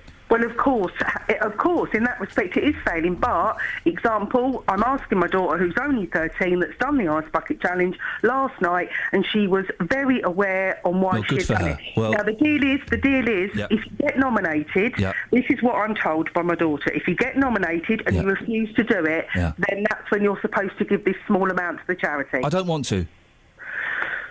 Why should I be bullied into giving to a charity that while I think is doing a great deal of work, I have no personal connection with? Well, if that's your choice, and if you don't want to, that's great. If you don't want to, that is great. But as I just said, the fact that we are and other people are talking about this charity at the moment, because I wonder how many people have given because they haven't done the challenge, or just because it's only raised £250,000. It's not a lot of money in the great scheme of things. Maybe not, but £250,000 is better than nothing, you know. Candice, I've got to end it there, but thank you very much indeed. So that's the way it works, Catherine. If you don't do it and you're nominated, you've got to give money. Well, I don't want to. Guys, now I sound like I'm slagging off motor neurone disease, which in a way I am. It's a terrible thing. I'm not slagging off the charity. I have charities that I give to and that I do stuff for, and I don't want to be bullied into giving one I have no personal connection with. I don't appreciate the emotional blackmail. And let me say again, because there'll be people who aren't hearing this, I wish them the very, very best of luck. I'm sure they do cracking work, but I've got my eyes are looking in other directions. 08459 455 555. Thanks very much indeed. Now, this week, as part of the BBC Three Counties Big Tour, we're in Aylesbury, where one man has got some unusual plans to save the old police station from demolition. Jonathan Gilpin is offering to buy the building and turn it into a themed restaurant. Jonathan joins me now. Morning, Jonathan. Morning. Come a little bit closer to the microphone. So why do you want... We'll get to what the theme is in a second. Why do you want to buy this station, the old police station? Well, the council want to knock it down to make way for new modern buildings, but initially a temporary car park. Oh, nice. Classy.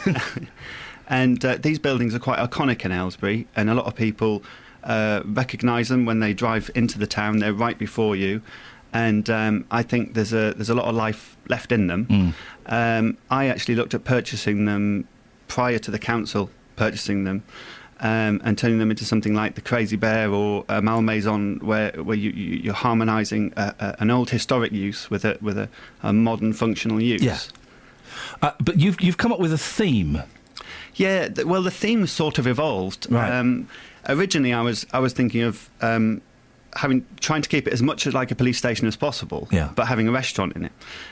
But Ronnie Biggs, was actually held there when he was arrested for the Great Train Robbery. Yeah. So I thought, well, keep the cells, keep the cells there, have the hatch open, and have a cardboard cutout of Ronnie Biggs sat in the cell or stood in the cell.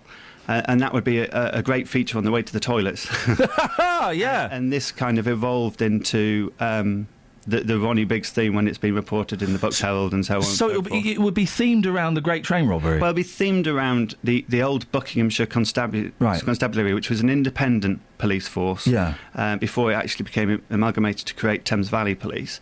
And I think the Great Train Robbery is obviously one of the more famous crimes that they dealt with. So, I mean, you couldn't really leave that out. It's got to be included in some way. Do you know what? I like the idea of having cells in a restaurant, because one of the worst things is when you've got kids running around being little so-and-sos, and you can give them like 2 warnings, and on the 3rd warning, they go in the cell for half an hour. Yeah. That would be awesome. So where are you in the plans? Because this is all being redeveloped now. Is it too late for this to happen? It's not too late until they've been knocked down, in my view. Yeah. The council are currently going out to tender to find a demolition company to do the demolition, and they're sort of going full steam ahead.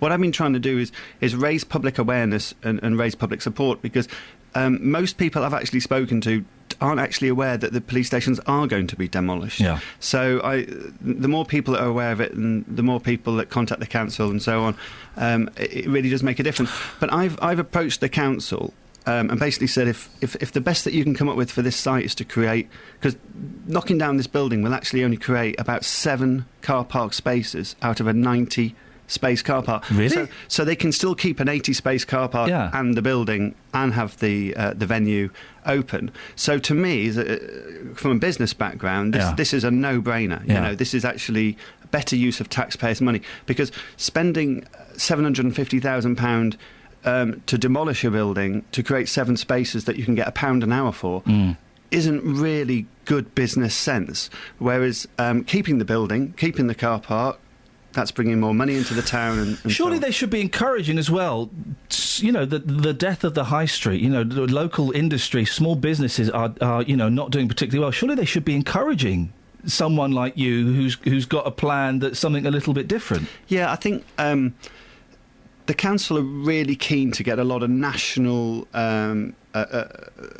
venues in. So we've recently got Wagamama's has come to Aylesbury, and Nando's and so on and so forth. Well, you've just named 2 excellent restaurants, by the way. I'm a big fan of the Wagamama's. Yeah. But yet you don't want another Starbucks or a Costa or something popping up there. I think really what you want is both. You want things that are unique to Aylesbury, and you also want the places that people know and love. And otherwise, you end up in a situation where each town is much the same as another town. And these buildings are unique to Aylesbury, and you know they were built in the early 1930s, and you know it's part of the image of the town, and I think most people would like to see them stay. And I think that the general feedback from people is that if this was turned into a restaurant, they would visit, they would spend money there. It would be something they would like to see. Have you run a restaurant before? No. You know it's quite difficult, yeah? Yeah. It looks easy, but it's quite tricky to do. You know, life is difficult. Yeah. Well, Jonathan, listen, keep in touch. Let us know how it goes. I wish you the best of luck. I do like it when... I'm a big fan of when banks get turned into Pizza Express and stuff like that. I think it looks great. Yeah. Because that's one of the joys of somewhere like Pizza Express. It's a chain, but they're all built in these wonderful... The majority of them built in these wonderful old buildings, and there's a bit of history there when you go in. Yeah. It sounds like a cracking plan, Jonathan. Thank you very much for coming in. I wish you the best of luck. Your thoughts on that, please. 08459 455 555. Let's get the travel news now, shall we? Travel news for beds, cards and bugs. BBC Three Counties Radio. Thanks, Iain. Well, the northbound M1 stays closed between 11 and 12, Dunstable to Flitwick, after a serious accident at around 1 o'clock this morning. Investigation work continues. The closure very much still in place, we can see on camera, and there's a long queue on the approach here, slow for about 3 miles, we can see on the sensors and cameras. There is a diversion route. You're asked to follow the hollow triangle symbol onto the A505 through Dunstable, then out through Houghton Regis onto the A5120 via Toddington to rejoin the M1 at junction 12. Southbound past the scene, by the way, really slow. Congestion from junction 13 at least. That's the Bedford turn off. And the alternative routes, or the diversion routes, very slow, including the 505. Really slow on the northbound A5 through Dunstable. Plenty of drivers, I think, coming off the M1 at junction 9, heading up through Dunstable this morning. And also delays on the A6 at Clop Hill, just spotted on the speed sensors, north and southbound. South Southbound A1 at Black Cat, usual congestion into the roadworks. Southbound A1M at Stevenage, really slow if you're heading towards London. And the M25 anti-clockwise in patches, slow from 22 round towards 15. Thanks for your calls. East Coast main line still disrupted because of those problems with the overhead wires between Peterborough and Huntingdon. First Capital Connect say only 15-minute delays now. And on the Metropolitan line, no service Chalfont and Latimer to Chesham because of a signal failure. James Worley, BBC Three Counties Radio. Chunky Mungalicious. Across beds, hearts and bugs. This is BBC Three Counties Radio.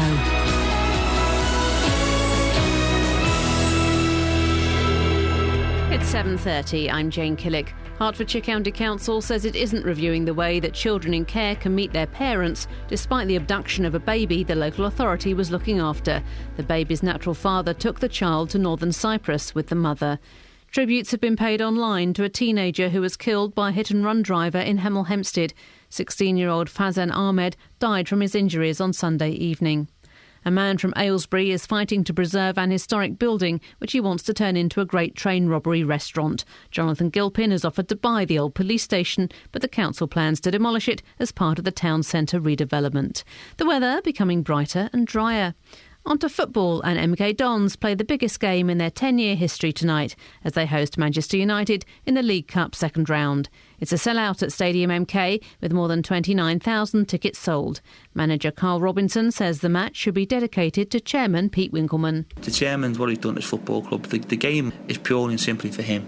I want whatever happens, he deserves the game to be dedicated to him. He's the person that I am over the moon for. The fact he's got this opportunity in a stadium that he was criticised for, that he'll never fill, he was told. It's too big, you will never fill it. Watford are also in League Cup action against Doncaster at Vicarage Road this evening. Goalkeeping coach Alec Chamberlain says it might be an opportunity to rotate the squad and play some of those on the fringe of the first team, including Lloyd Dyer. We're very fortunate with the amount of players and the amount of quality that we've got.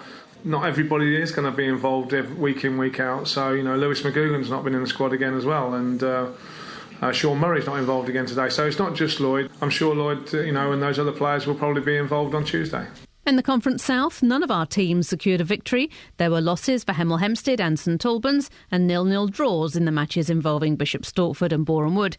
In the Southern Premier, Hitchin beat Arlesey 2-0, Dunstable beat Biggleswade 1-0. There was a win for Chesham and a 2-2 draw for Burnham. BBC Three Counties News and Sport. The next bulletin is at 8. Call 08459 455 555. BBC Three Counties Radio. Paul Ross's brother. Oh, I'm sorry, Catherine. Are you a bored 15-year-old girl? No, I've got a splinter. Hey, can I suck it out? I got it.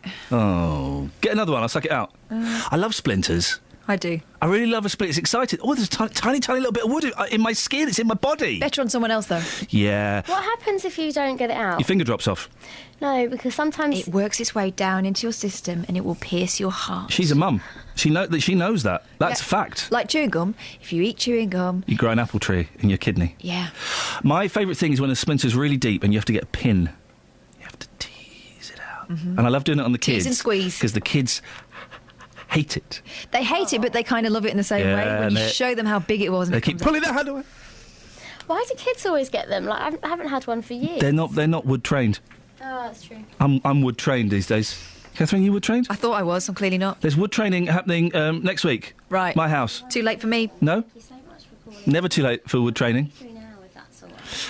08459 455 555 is the phone number. The Ice Bucket Challenge. I do think... I am refusing to do it, guys, so please don't nominate me. And I know that some of you are upset and offended that I'm refusing to do it. Well, you've had a couple of shame on yous. Yeah, and I'm not going to give any money... because it's a great... Again, please don't think I'm knocking the charity. Some of you will not hear what I'm saying. Not knocking the charity in the slightest. It's just not a charity that I am concerned with at the moment. We've had some more texts, one of which is from James in Dunstable. ALS has raised nearly 80 million. Not sure where you're getting your facts from. Justin Dealey is where we're getting our facts from. MND is just the UK. Well, that's the thing. We're talking about the UK... Yeah. So has the UK thing just raised £250,000? That's what we believe. We collect with this is David and Lil in Marsh Farm. I've met them. We collect with our fair. I'm sorry, David, that you've met. Fair stroke street organ for a deaf children's charity, Auditory Verbal UK, and in 4 years we've donated over £7,600. Says David and Lil in Marsh Farm. And I don't quite know... Well done. Great charity. I don't quite know what the point is.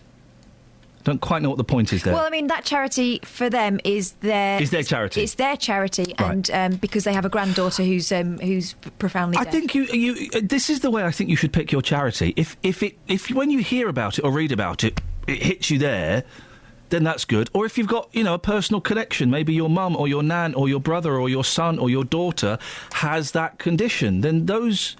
I'm not going to do it just because it's popular. But it is a personal choice, and suddenly Yes. it's becoming everyone's business. Yes, well done, Obama. That must have been tough for Obama. I don't think the time is right for him to be effectively messing about. No, good for him for saying no. Oh wait, are we being miserable? Oh wait, we'll go to the Facebook in a little bit and look what you're saying. 08459 455 555. Not taking part in the Ice Bucket Challenge. And I probably won't... I won't be giving any money to that charity. Does that make me cold? Not as cold as if I'd done the Ice Bucket Challenge. 08459 455 555. Across beds, hearts and bucks. This is Iain Lee. BBC Three Counties Radio. Now, sad story, a Hemel teenager has died after a hit and run in the town on Friday. 16-year-old Fazan Ahmed was taken to St Mary's Hospital in London, but passed away on Sunday night. Well, Detective Inspector Sam Kana is from the Bedfordshire, Cambridgeshire and Hertfordshire Major Crime Unit. Sam, did I get your last name right? You did, yes, thank you. Thank you very much indeed. Now, it's a terribly sad event. What happened on Friday? What do we know? Well, as you said, it was a terribly sad event. Fazan had been at a family birthday party in the estates before going out to play football. This happened on Jupiter Drive, near to the junction of Apollo Way at around 8:25 on Friday the 22nd of August. He was hit by a car as he went to cross the road, which caused him to sustain serious head injuries, and sadly he died as a result of those injuries on Sunday afternoon. The offending vehicle stopped briefly a short distance away, and then drove off again. Witnesses have described a light blue Ford Focus, but given that it was getting dark, we haven't ruled out that it could have been a car of similar colour and size. So you say that the car stopped, and does it sound like they would have known they hit someone or hit something, wouldn't they? They would have. I've no doubt they would have known they've hit something. It would have been a fairly sizable collision. They've stopped a short distance away, but not made any attempt to go to aid the victim, and just decided to drive off at that point. And there's probably damage to the car as well, I would imagine.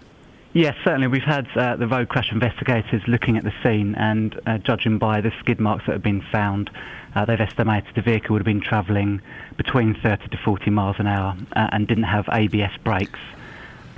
Numerous factors which could affect what damage is sustained, including sort of the make or the age of the vehicle, but travelling at that speed, we would estimate that there'll be a cracked number plate, a dented bonnet, possibly damage to the windscreen. We have found glass at the scene, but at this stage we're unable to confirm whether that is from the offending vehicle. So if anybody, that's a member of their family has turned up and has got a damaged car or has tried to hide the car, or maybe a garage has been approached to fix something like this on a blue car, they should get in touch with you. Yeah, absolutely. I'd firstly like to appeal to the driver of the vehicle.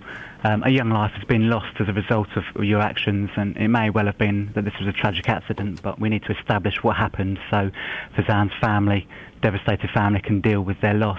As you say, it's likely their driver would have been affected by this incident and may be acting differently. So if you've noticed that a friend or family's vehicle has sustained recent damage, or you witnessed such a vehicle on or since Friday, we'd like to hear from you, and this obviously applies to anyone that's been asked to repair a vehicle matching our description. And if people want to get in touch with you, Sam, 101, is that the best way? Yeah, 101 is the general number. Our incident room number is 01707 355 959. Well, listen, keep in touch. I wish you the best of luck with that. It's very, very sad, and you can't even begin to imagine what the family are going through. Thank you. It's Detective Inspector Sam Kana from Bedfordshire, Cambridgeshire and Hertfordshire Major Crime Unit, if you know anything about that. It happened in the Jupiter Drive area. Then dial 101 and they'll be able to put you in touch with the right people. Across beds, hearts and bucks. This is Iain Lee. BBC Three Counties Radio. got the incident room number, have you, Boyle? So if you need that, we've got that here. 01707 355 959. Okay, all right. I'll have a quick look at the newspapers, and I'm struck by the front page of The Sun today.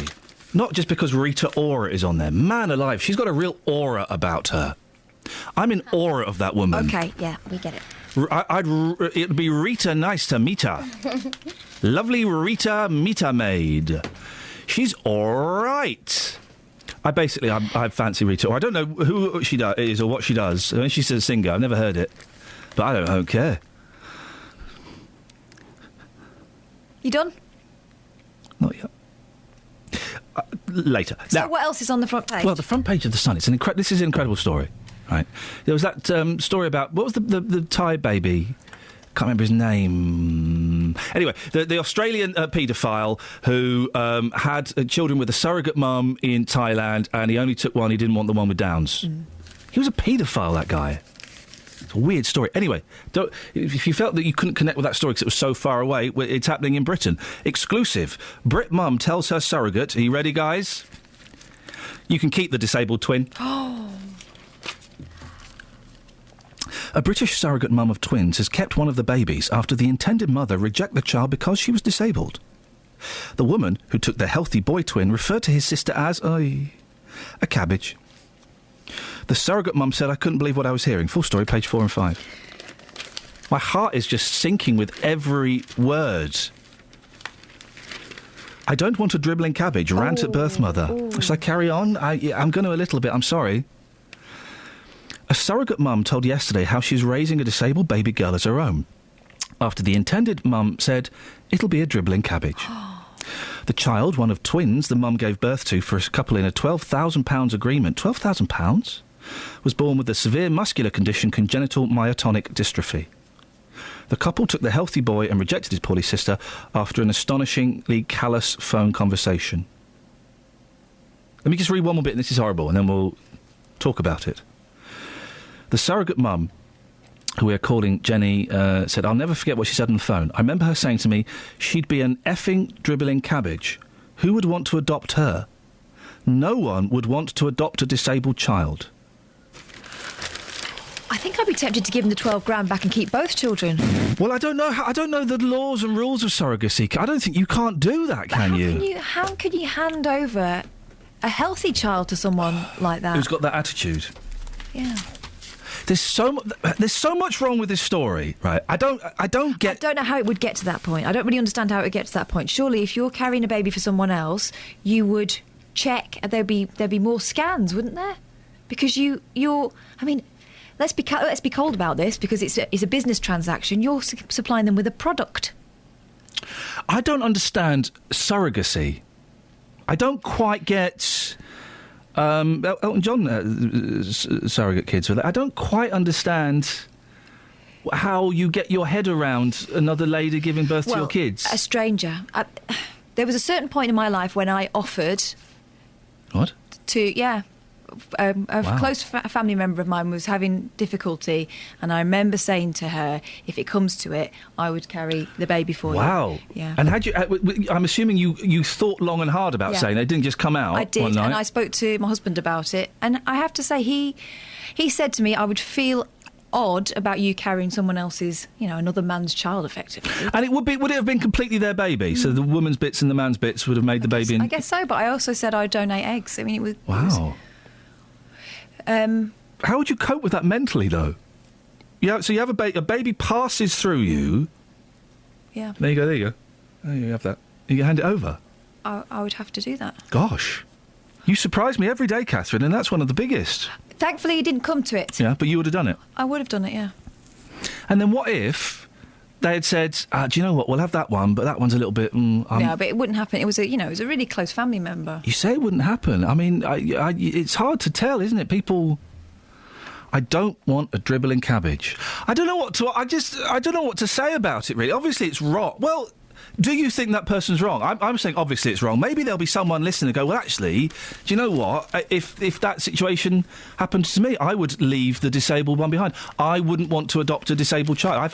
Maybe there's someone who's been in the position of being offered a disabled child to adopt, and they went, do you know what? Nah, not for me. I don't think so. Yeah, are they within their rights to make that decision? I guess. Oh gosh, I guess if I was given a choice, you're in a home and there's one child who is not disabled and one who is disabled. I'm going to say it, aren't I? I would pick the non-disabled child, I guess. But perhaps you would express it in a slightly less callous way from what's being reported. And yeah. you know what? We're only getting one side of the story here. Yeah. 08459, it's fascinating, isn't it? 08459, I'm not sure what there is to say about that, but your thoughts, please. 08459 455 555, and also the Ice Bucket Challenge. Am I being cold? Am I being callous by saying, you know, the Ice Bucket Challenge, I am having absolutely nothing to do with it. In fact, I think it's a little bit like bullying. Travel news for beds, cards and bugs. BBC Three Counties Radio. The northbound M1 is still closed between 11 and 12, Dunstable to Flitwick, after a serious accident earlier this morning, and the closure is causing some long queues. Northbound, there's a 3-mile plus queue on the approach. Southbound past the scene, very slow from before junction 13, Bedford down past the scene of the accident. The official diversion route for the northbound M1 closure is through Dunstable and Houghton Regis to rejoin, and Toddington to rejoin the M1 at junction 12. That route really slow on the A505 and the A5 through Dunstable. And if you're on the A1 southbound, that's slow towards Black Cats. A1M is slow southbound passing Stevenage, we've seen on the speed sensors. And the anti-clockwise M25 slow in patches from 21A round towards junction 16 for the M40. East Coast main line disruption through Cambridgeshire because of the problems with the overhead wires. Problems been sorted out, but still delays on East Coast and First Capital Connect. And the Metropolitan line suspended Chalfont and Latimer to Chesham because of a signal failure. James Worley, BBC Three Counties Radio. Thank you, James. 7:46. It's Tuesday, the 26th of August. Hey, my sister's going to see Kate Bush this evening. I'm so jealous. Does she want a special friend to go? Me? Yeah. When I say special friend, I mean stranger who will be her friend just for one night. OK. Joe, tell Ivan not to bother. Catherine's going to go instead. Is that all right? He'll be all right. Men don't really get Kate Bush. No, he'll be all right. I know Joe. He'll be fine. He'll be fine. I'll sort it. It's sorted. Cool. You're going to see Kate Bush tonight. Oh, excellent. I'll buy a new top. Do they want to smuggle in a small child? Me? Joe, you know your ticket. Can you give that to Kelly Betts? It'll be fine. Sweet. So my sister's not going. You're both going to go see Kate Bush tonight. Amazing. That's so cool, isn't it, guys? Wow, I'm envious. 7:47. It's Tuesday, the 26th of August. These are your headlines on BBC Three Counties Radio. Hertfordshire County Council isn't changing procedure after a baby it was looking after was abducted by the parents. The family of a 16-year-old boy killed in a hit-and-run in Hemel Hempstead say they're devastated by his death.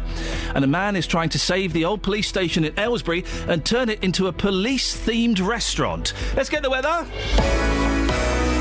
Beds, Hearts and Bucks weather. BBC Three Counties Radio. Good morning. Well, I'm afraid we've got more rain to come throughout the course of the morning. Some of us have had a dry start, but others perhaps some heavy rain around, and this heavy rain is going to come and go for a time and sink southwards as it does so. So we're not out of the woods just yet. Later on this afternoon, though, it should have disappeared southwards. We'll get some drier spells and maybe even a glimmer of sunshine before it sets just before 8 o'clock tonight. So the maximum temperature likely to get up to around 18 Celsius. Now, it will be clear overnight, which will mean slightly fresher than the night we've just had. Feeling quite chilly, minimum down to between 10 and 12 Celsius, but it does lead the way to a fine and dry start tomorrow morning. More sunshine around, perhaps some cloud in the afternoon, but the maximum temperature for Wednesday, 21 Celsius. And that's your forecast. Chuggy-muggy-licious. Every weekday morning. It went ping.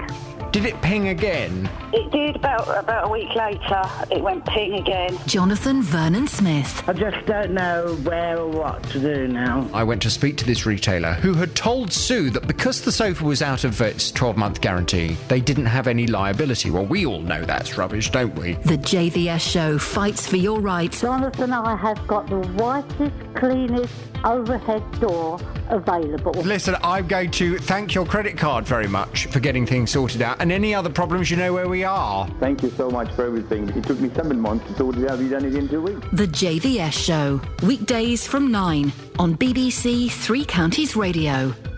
Football football's coming home, it's coming home. It's the football game with the balls and the men and the nets. Who will you be supporting in tonight's sellout match at the Stadium MK? I will be supporting whatever team you tell me to support, because I like football that much. United. Got to be United. No, I will be... No. Come on, the Dons. Come on, the Dons. So it's a football game. It's a football game. Well, that means... He scored a goal. He saved a goal. It's a football game. It's a football game. That means... Goalkeeper and back, attacker up in front. The referee's in black. He is a character. Come on, the Reds. Come on, the Blues. It's a football game. Boom, boom. That's beautiful. I wrote that. I haven't sung that for about 12 years. I've still got it. I made my own football chant. What have you done for the beautiful sport? I will be not talking to you, possibly. I think that's the rule now, because I'm a Mancunian and one of the rare Mancunians who supports United. I am supposed to not talk to you now because you're going to be supporting the MK Dons. What's wrong? I'm just getting over the song. It's good enough? Yeah. It's good enough. I wrote that. Wrote a football chant. It's not easy writing a football chant. Yeah, it didn't take off, did it? Have you ever tried to start a football chant? No, but I've tried to start a spontaneous round of applause. I've done it a few times. I've done it... Yeah. That happened a few times where it didn't take, but I've done it as well. I did it in like a show, and it was not an appropriate moment to applaud. But I got a spontaneous round of applause going. If you do it, there we go. Hey! Spontaneous round of applause. And by the way, if anyone wants to spontaneously phone up and spontaneously start a round of applause, 08459 455 555 is the phone number. The reason we're talking soccer, well, I love the game. It's one of my favourite sports. I've got a scarf, a hat and a poster of a football team. But almost 30,000 fans will be packed into Stadium MK tonight for the biggest football match in the world in Milton Keynes since MK Dons were formed 10 years ago. Manchester United are going to be there. I've heard of them. They're in town for a League Cup second-round tie against the Dons, who moved to Milton Keynes as Wimbledon. So a real money spinner for the club and its chairman, Pete Winkleman, although a little of the gloss might be removed, as replica home shirts for MK fans won't have arrived from suppliers Sondico. Oh, no! Not had a good year, have they? I mean, Sondico, they're actually based in Milton Keynes, and so I want to continue to give them the benefit of the doubt. They've actually grown incredibly quickly over the last couple of years, and I think that what we're seeing is the problems associated with a company being very successful.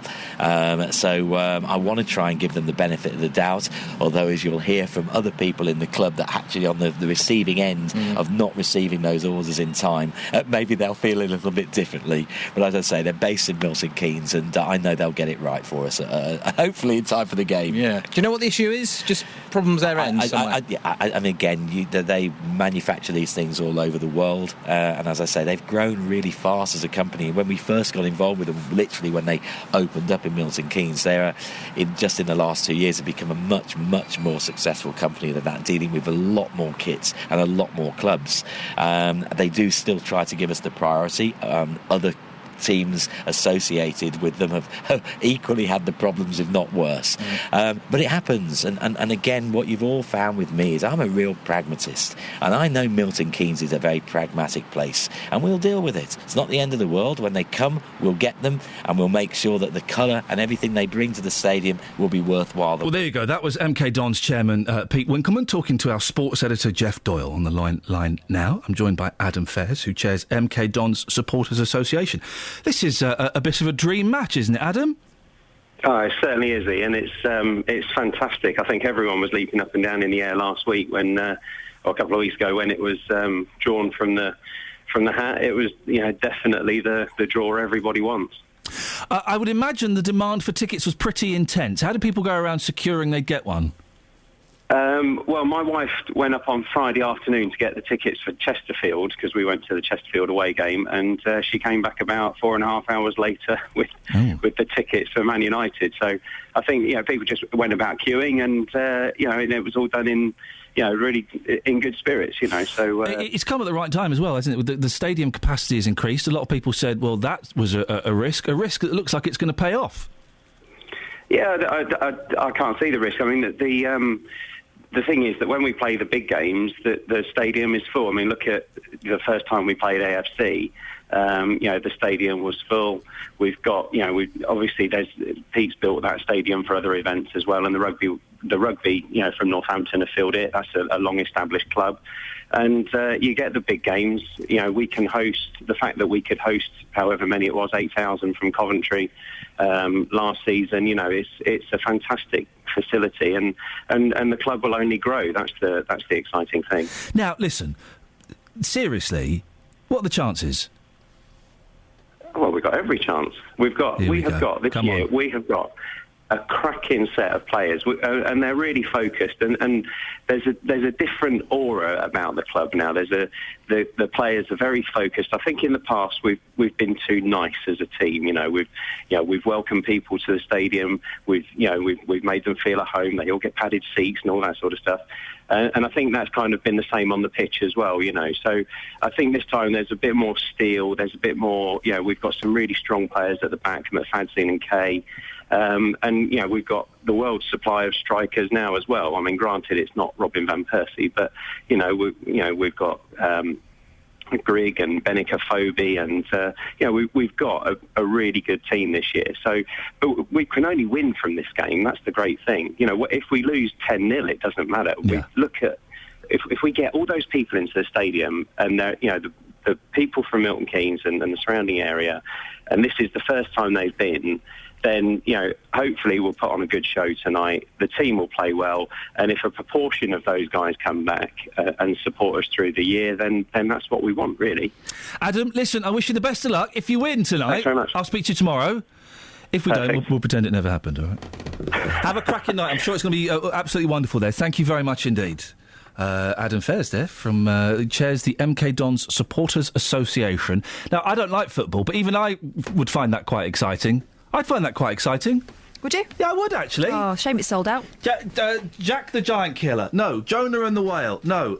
Samson and Delilah. No. The Wolf from Gladiators. No. David. And Goliath. Mm-hmm. It's a real David and Jet from the Gladiator story, isn't it? It really is. Wowzers. Well, wouldn't it be funny if they won? So sometimes small clubs can win against big clubs, especially if you're playing FIFA. Because United will put kids out. Will they? Mm. What? Well, they're not going to waste good...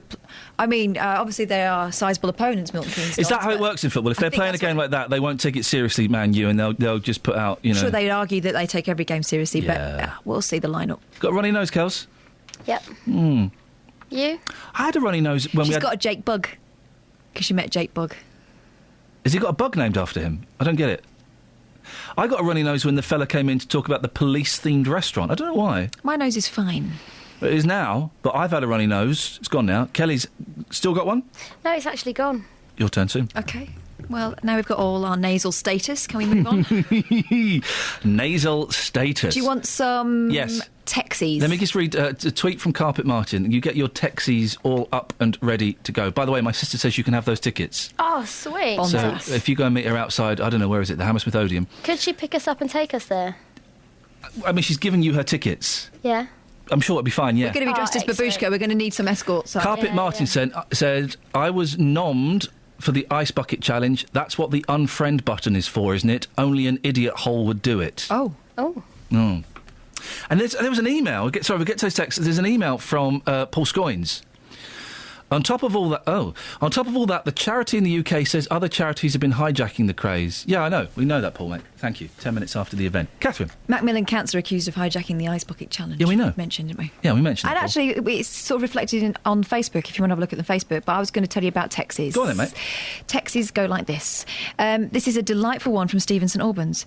Iain, splinters. Let them get a bit of festa round them and then pop them out. Great feeling. Hey. Wow, Steve, festa. It's a word you don't hear every day, thank goodness. Tony, it's not sad or disrespectful in choosing not to do the Ice Bucket bucket for charity. No one will pressure me into doing a stunt that I don't want to do. No. The bucket challenge annoys me just like the selfie photos or the photo crash where people hijack a photo. Photo bombing. Photo crash. All right, Grandad. Don't jump on the bandwagon, says crash Tony. The old-fashioned version of photo bombing, of course, was the rabbit ears. Yeah. People still do. I like the rabbit ears. I still do it. It's fun, the rabbit ears, isn't it? No. It's just a bit rubbish. Hey, you could have rabbit ears. Mm? You're getting them next time we do a photo. Yeah, totes. Oh, let's do a photo now of our T-shirts. Promise we won't rabbit ears you. Oh, I was trying to... Yes, I see it. Yeah! Travel news for beds, cards and bugs. BBC Three Counties Radio. The northbound M1 is still closed between 11 and 12. It's been closed since around 10 to 2 this morning between Dunstable and Flitwick for accident investigation work. There's a long queue from before junction 10A, Luton Airport northbound. Southbound is slow moving from just south of junction 14, Milton Keynes, because of drivers looking at the opposite carriageway in the accident location. The diversion route through Dunstable, Houghton Regis and Toddington very slow, especially the A5 north of Dunstable, really heavy if you're using that as an alternative route. Southbound A1M is slow passing Stevenage. M25 delays anti-clockwise from the M1 to the M40. James Woolley, BBC Three Counties Radio. Thank you very much. We're about to take a picture of ourselves wearing our excellent Mystery of Abbots Langley Fire Brigade T-shirts made by Scott Balcony. Thank you, Scott, although I did pay for them. Local and vocal across beds, hearts and bucks. This is BBC Three Counties Radio.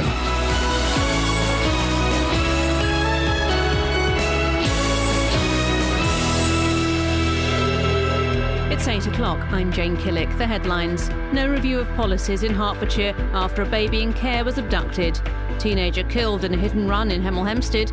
And the Aylesbury man who wants to open a great train robbery restaurant. BBC Three Counties Radio. A father who took a baby being looked after by social services in Hertfordshire is still at large, 1 year on. He locked a social worker and a foster carer in a room during a visit in Bishop Stortford, took his baby and fled to Northern Cyprus with the mother.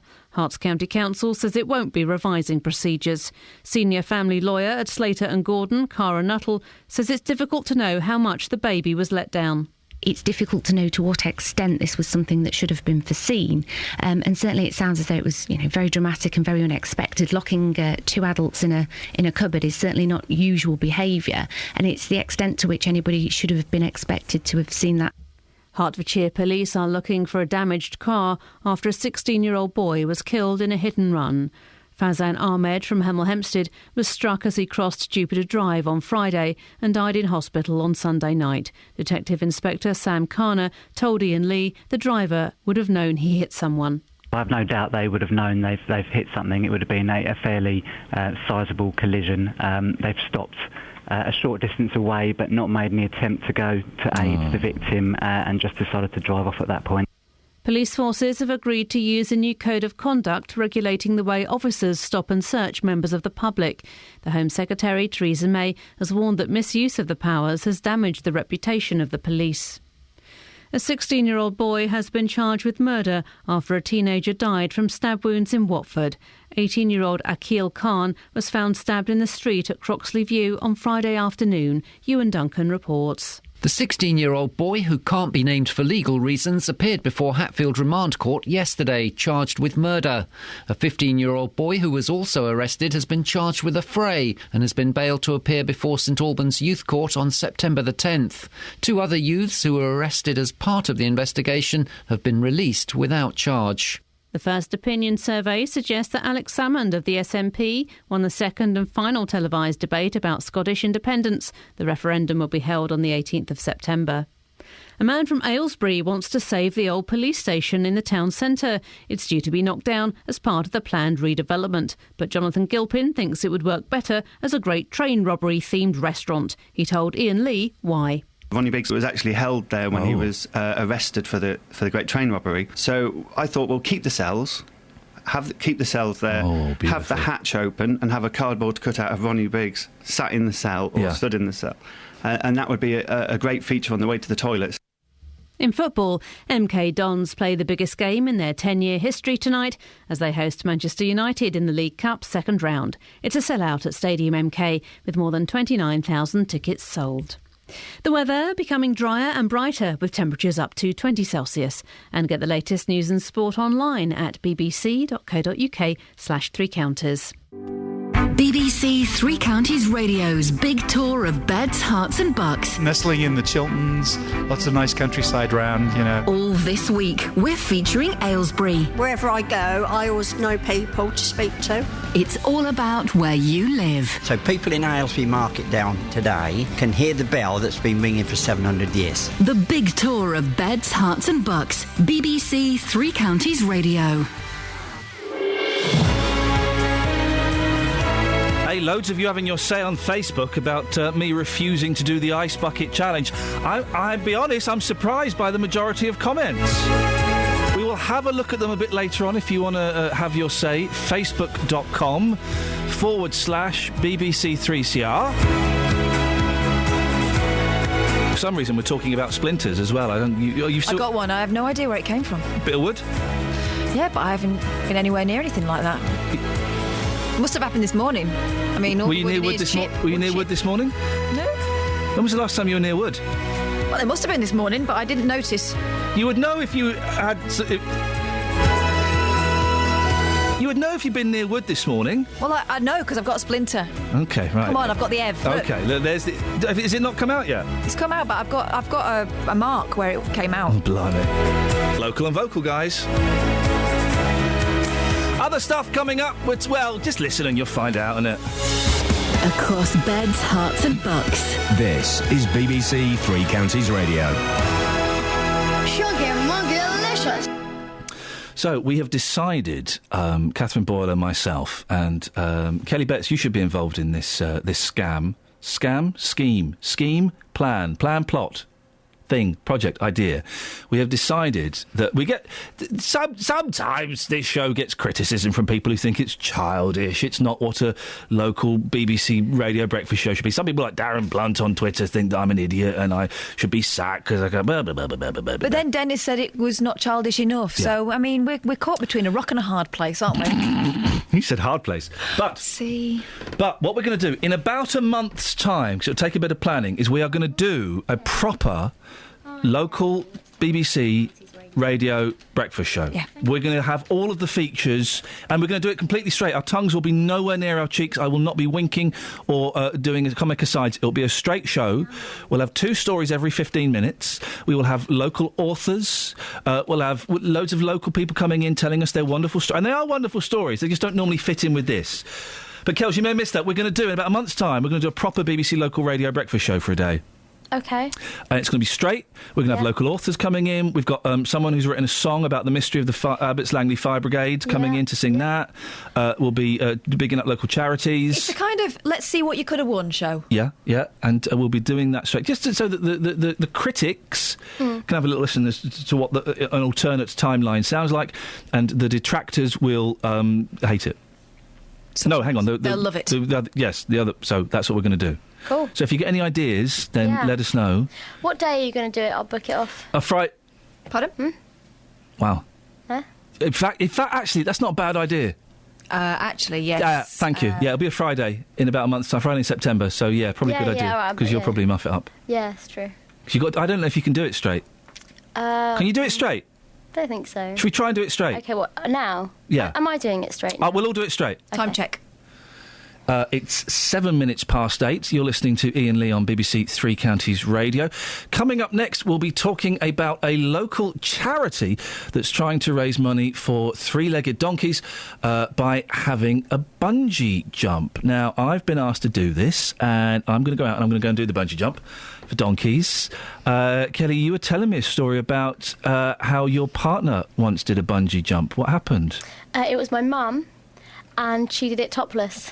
You see? No, but it's actually... That's a true story. I know. You know it's true, but I don't want to hear about your mum getting a black eye. She raised loads of money, and it was in Luton. Mate, no, but even if that were true... It is true. Even if that were true, that's not appropriate for a BBC local radio breakfast show. OK, ask me again. I'll say a different answer.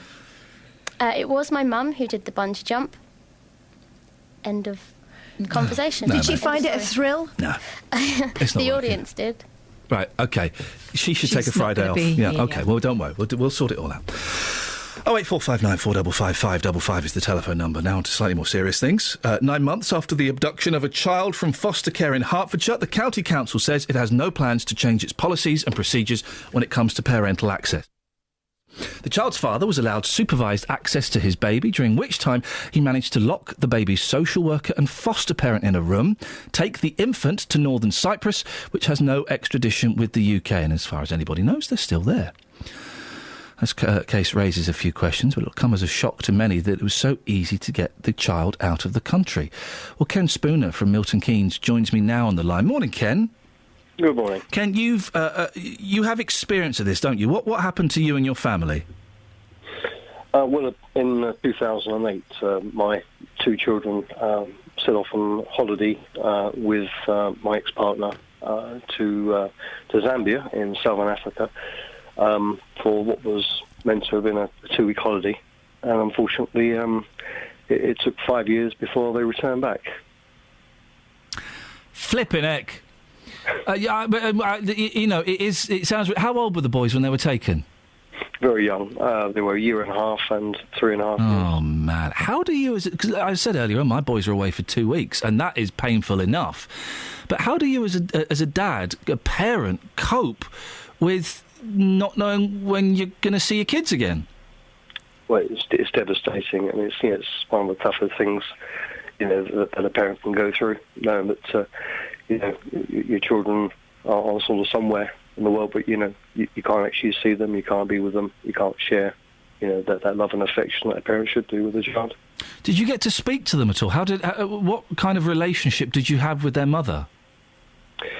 Well, I mean, once the children had got out there, and it became clear that it wasn't an intended holiday after all, but the intention was for a much longer stay.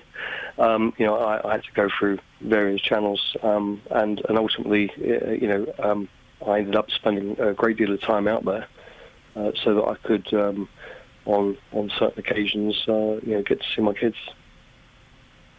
And what help were you given? I mean, where do you go to? Do you go to a charity? Do you go to the government? Who do you turn to? Well, yeah, I mean, there's only really one body in the United Kingdom, which is Reunites, that assists people, going through parental abduction cases.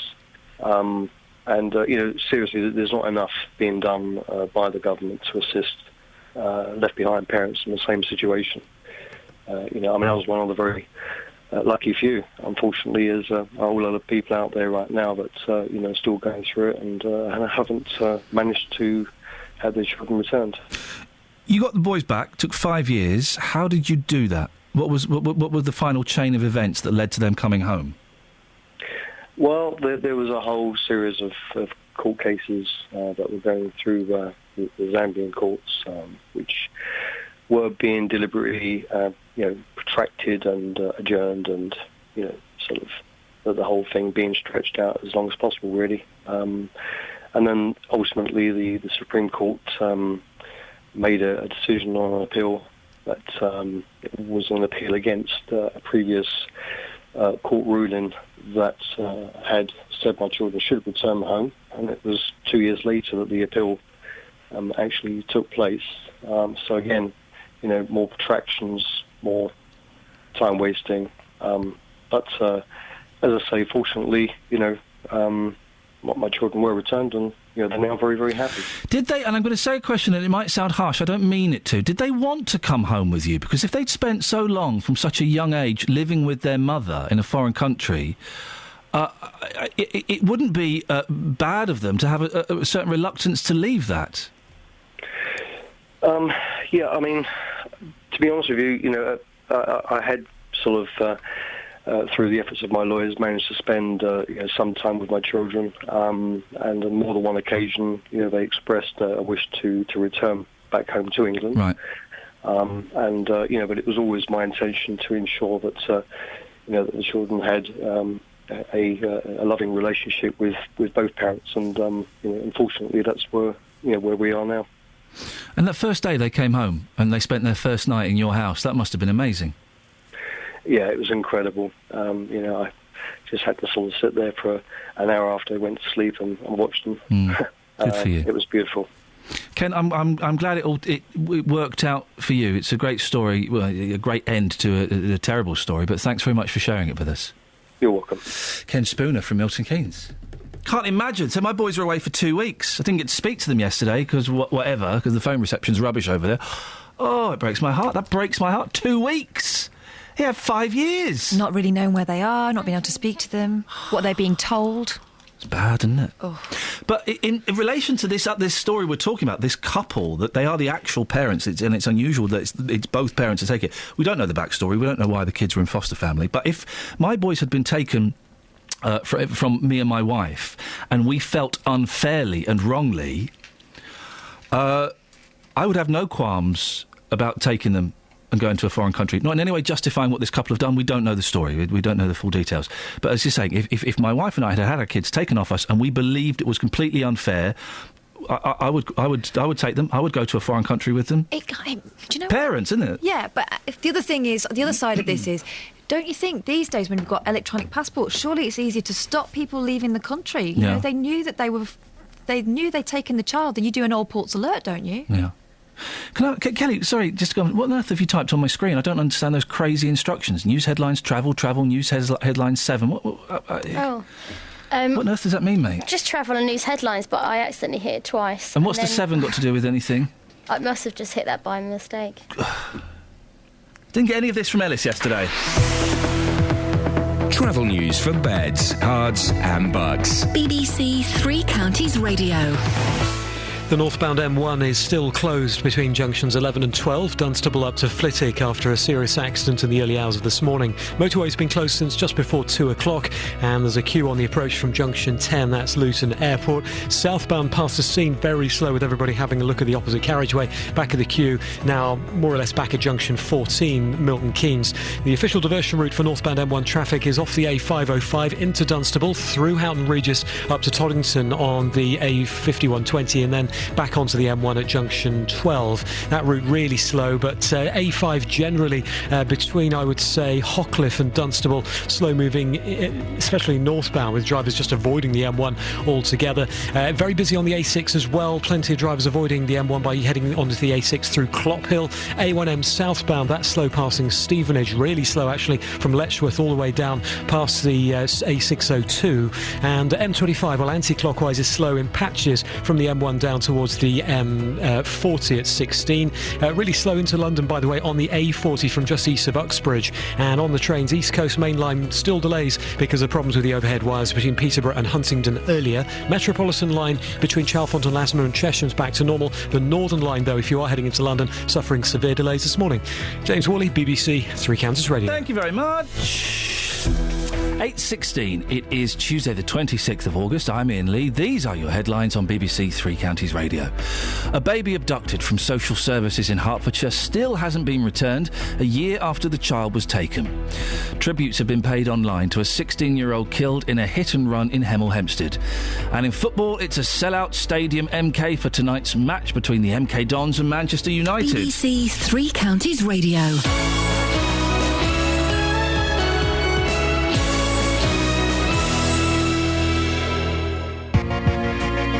Tonight, one of the world's biggest clubs come to Milton Keynes. The Dutchman Louis van Gaal has been announced as the new manager of Manchester United. MK Dons host the Red Devils in the second round of the League Cup, knowing it's a special night. It's the biggest occasion in some of these players' lives, so why would they not think about it? They're playing the greatest team, one of the greatest teams in the world. Watford are also in action, where they face Doncaster, hoping to get through to the third round. Rolls it for Lloyd Dyer, who does finish. One chance and one Watford goal. We'll have live commentary on both games in Three Counties Sports. Better can Foby get in here? He can. Foby with the chance to make it 3. Tonight from 7 here on BBC Three Counties Radio. Oh, that is it. Hey. Good morning, bearded man. Thank you very much. You're saying some nice things about the beard. I like the beard. Yeah. Can I take a picture? Of course you can, yeah. Let me, I'll tweet a picture. Yeah, please do. I'm experimenting. I did my first television at the weekend ever with a beard, and I got some good comps. You do look... I think you look better with a beard than without. Really? Yes. Okay. I'll level with you. Let me take these. Right, look nice. Hang on, look Smile. sexy look. Smile nice. This is going on. Oh, okay. Sexy. There we go. Because I might be one of those people like Edmonds or a BG that's meant to have a beard. I just don't know. You think I look better? I do think you look better. Older or younger, and neither is the right. Well, you're one of those people. You've definitely got better with age. Yep. You're like a wine, aren't you? Really? Yes. When you were young. It was horrible. Bit funny looking, really. Bitter. But now, full-bodied. Much better. Yeah. Whereas I'm going quite the reverse. Yeah. As a boy, you were beautiful. You were stunning, And now, I mean, it's all going downhill. Soon I'll look like Eric Pickles. You've got a pinch of pickles about you. You really have. Yes. Oh, I missed you last week. Shame. No, you didn't. I did a little bit. I did a little bit. Yeah, I didn't miss those slackers next door. Slackers. Yeah. Thank goodness for that. Right, Kath? Yeah. Here we go. Bless her. I put something in her coffee today. Did She's you? got a clue what's going on. You right, Kath? Do you want another coffee? Just looking at something on YouTube. What are you looking at? Something really funny. Is it about me and is it rude? No, it's not about you. Is it rude? No, it's just really funny. It's good that intensive production's going on next door, isn't it? How do you keep your crew in line? Because I know Tim would never do anything like that. But if he did, you would severely punish him. Yes. Guessing. By the way, I'm with you on this ice box challenge. Oh, we've both been challenged. Oh, I don't care. I couldn't give a tuppenny. I'll tell you something. I'd rather cut up my corduroys and make a ragu out of them and eat it than do that. Okay, you're on. What a silly thing. I'm glad you said that. And I've had a surprise. We'll get to Facebook. Surprising number of people agreeing. A few texts saying shame on you. Or if you don't do the challenge, you should give money. Shut up. Well done. Thank you. 08459 455 555. What's on your show today? Coming up on the big phone in this morning from 9. Which way do you hope the Scots will vote? Oh yeah. Last night, Scotland's First Minister Alex Salmond clashed on the BBC with the leader of the Better Together campaign, Alistair Darling. Did you hear that? No, I missed it. I heard bits of it. Some of it was quite dull, but there was a brilliant bit where Salmond asked Darling, what a great name, a question, and it completely flustered him. And Darling's going, well, okay, right. So what we do, and the audience just burst into laughter, and he crushed him. It was uncomfortable but wonderful. Well, topics which caused heated debate included who will profit from North Sea oil, whether or not Scotland could keep the pound, and what will happen to our nuclear defence if the union is broken. Alex Salmond argued the Better Together campaign will force Tory policies on Scottish people, pushing them into poverty, whilst Alistair Darling maintained the Scotland First campaign had no clear plan for their currency if they were to go independent. How on earth are they supposed to know how to vote in Scotland? Thank goodness we haven't got that decision to make. Well, you say that. Shouldn't we have a say? Once they have their vote as to whether they want to leave or stay, and they'll vote stay, shouldn't we have a vote as to whether we want to keep them or not? Oh. Do you not think that they're making the decision, and we should have a decision about whether we want them? Right. But does it really affect us that much? Oh. It affects them far more than us, doesn't it? Well, I don't know. It's sad. It is sad. It is sad. Well, I know someone who has said to me, she said, I've been going to Scotland on holiday all my life. If they vote to go independent, I will never go back to that country again. Gosh. She is furious, absolutely furious. She hates Alex Salmond. In fact, I think if she had a dartboard, she'd stick a picture of him on it. Wow. She is and then throw darts at him. Livid with him. She says, how dare that man try and break up our country? How dare he do this to our beloved Scotland? Well, from 9 this morning, I want your views on this. Which way do you hope the Scots will vote? 08459 455 555. If you hear a whisper, give us a shout. Iain Lee. BBC Three Counties Radio. Now, this week, as part of the BBC Three Counties Big Tour, we're in Aylesbury, where one man's got some rather unusual plans to save the old police station from They're both watching the video next door now. From demolition. Jonathan Gilpin, who was on the show earlier, is offering to buy the building and turn it into a police-themed restaurant. He's keeping the cells and plans to put a cutout of Ronnie Biggs in there. But is it in good taste, or is it glorifying crime? Well, in a moment, we'll hear from Dr Andrew Cook from Bedfordshire, who's head teacher of King's House Prep School in Luton and wrote a book about the Great Train Robbery. But first, we can talk to John Woolley, who investigated the robbery as a police officer in the 1970s. Morning, John. Good morning to you, Ian. John, what do you reckon about this idea? Have a police-themed restaurant that kind of hints very heavily at the Great Train Robbery? Well, what goes round comes round, Ian, and it's not a new idea. 20 years ago, in the early 90s, an application was made to change Leatherslade Farm, the robbers' hideout, into a themed restaurant. And the rumour being that the celebrity opener was going to be Buster Edwards. Oh. But that came to nothing. And you know, there are several pubs, restaurants and hostelries around the Vale that claim a perhaps tenuous connection with the robbery. I could take you to 2 or 3 pubs where we must, where the landlord would sort of direct you over to a quiet table in the corner, and out of the corner of his mouth will tell you, great train robbery was planned over there, boy. Oh. And of course, during the trials, which spanned 4 months, the various parties to the case, the defence lawyers, the prosecution lawyers, the police and the press, all took up home at various hostelries round about the town. And those places maintain this connection with the robbery through photographs and autographs and that sort of thing. So I don't see the relationship with the robbery in itself being a great draw. I think he's obviously going to have to be competing with the various good eateries around the town by producing a good menu and a nice ambience.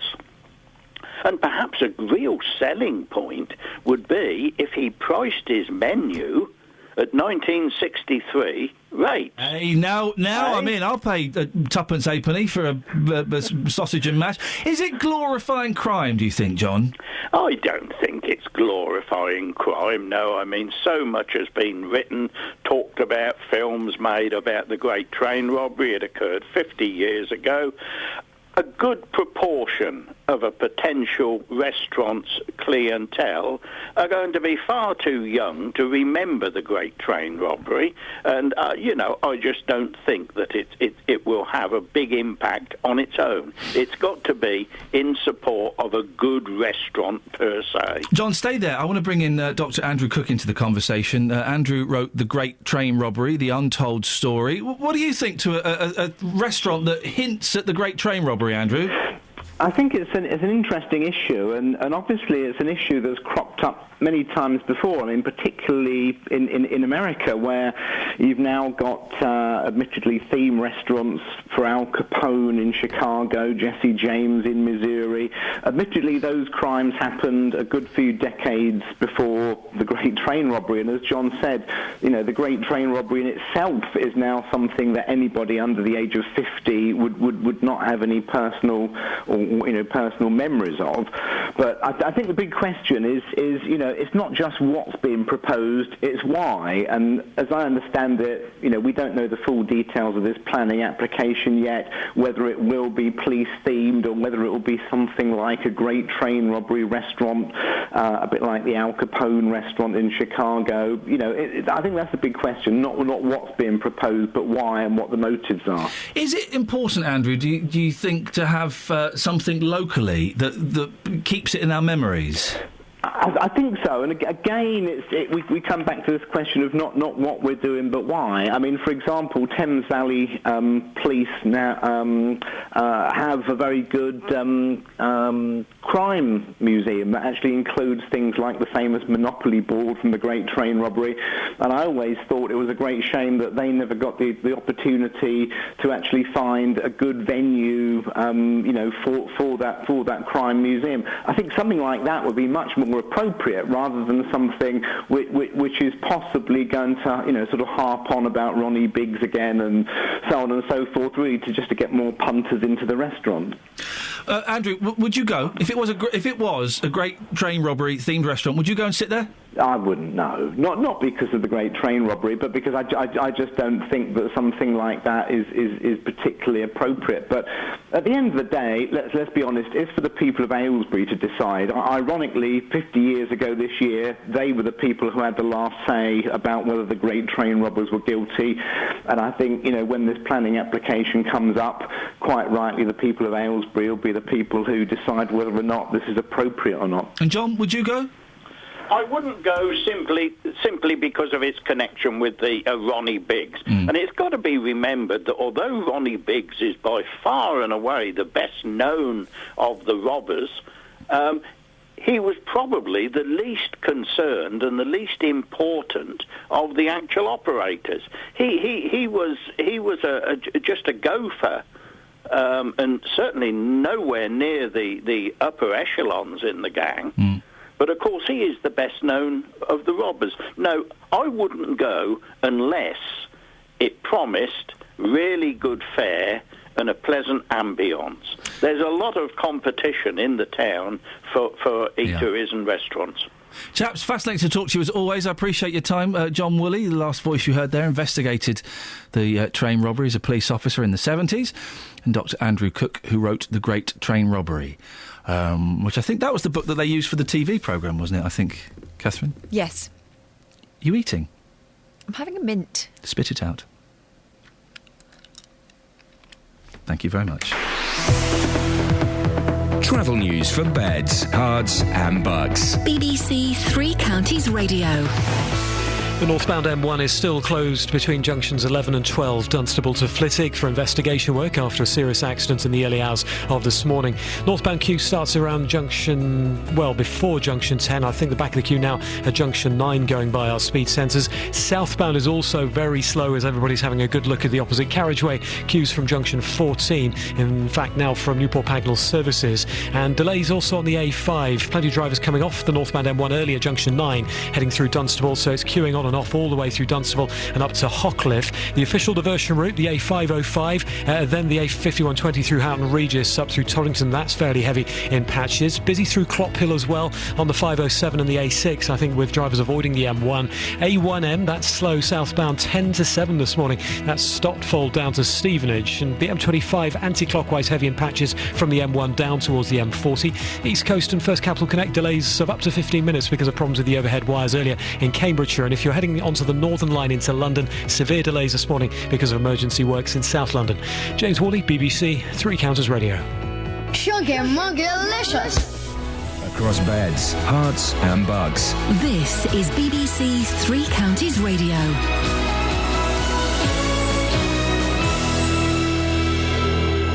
It's 8:30. I'm Jane Killick. Hertfordshire County Council says it isn't reviewing the way that children in care can meet their parents, despite the abduction of a baby the local authority was looking after.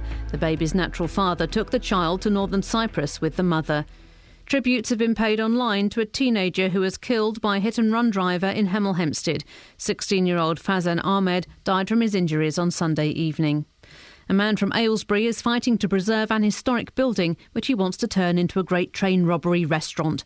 Jonathan Gilpin has offered to buy the old police station, but the council plans to demolish it as part of the town centre redevelopment. The weather becoming brighter and drier.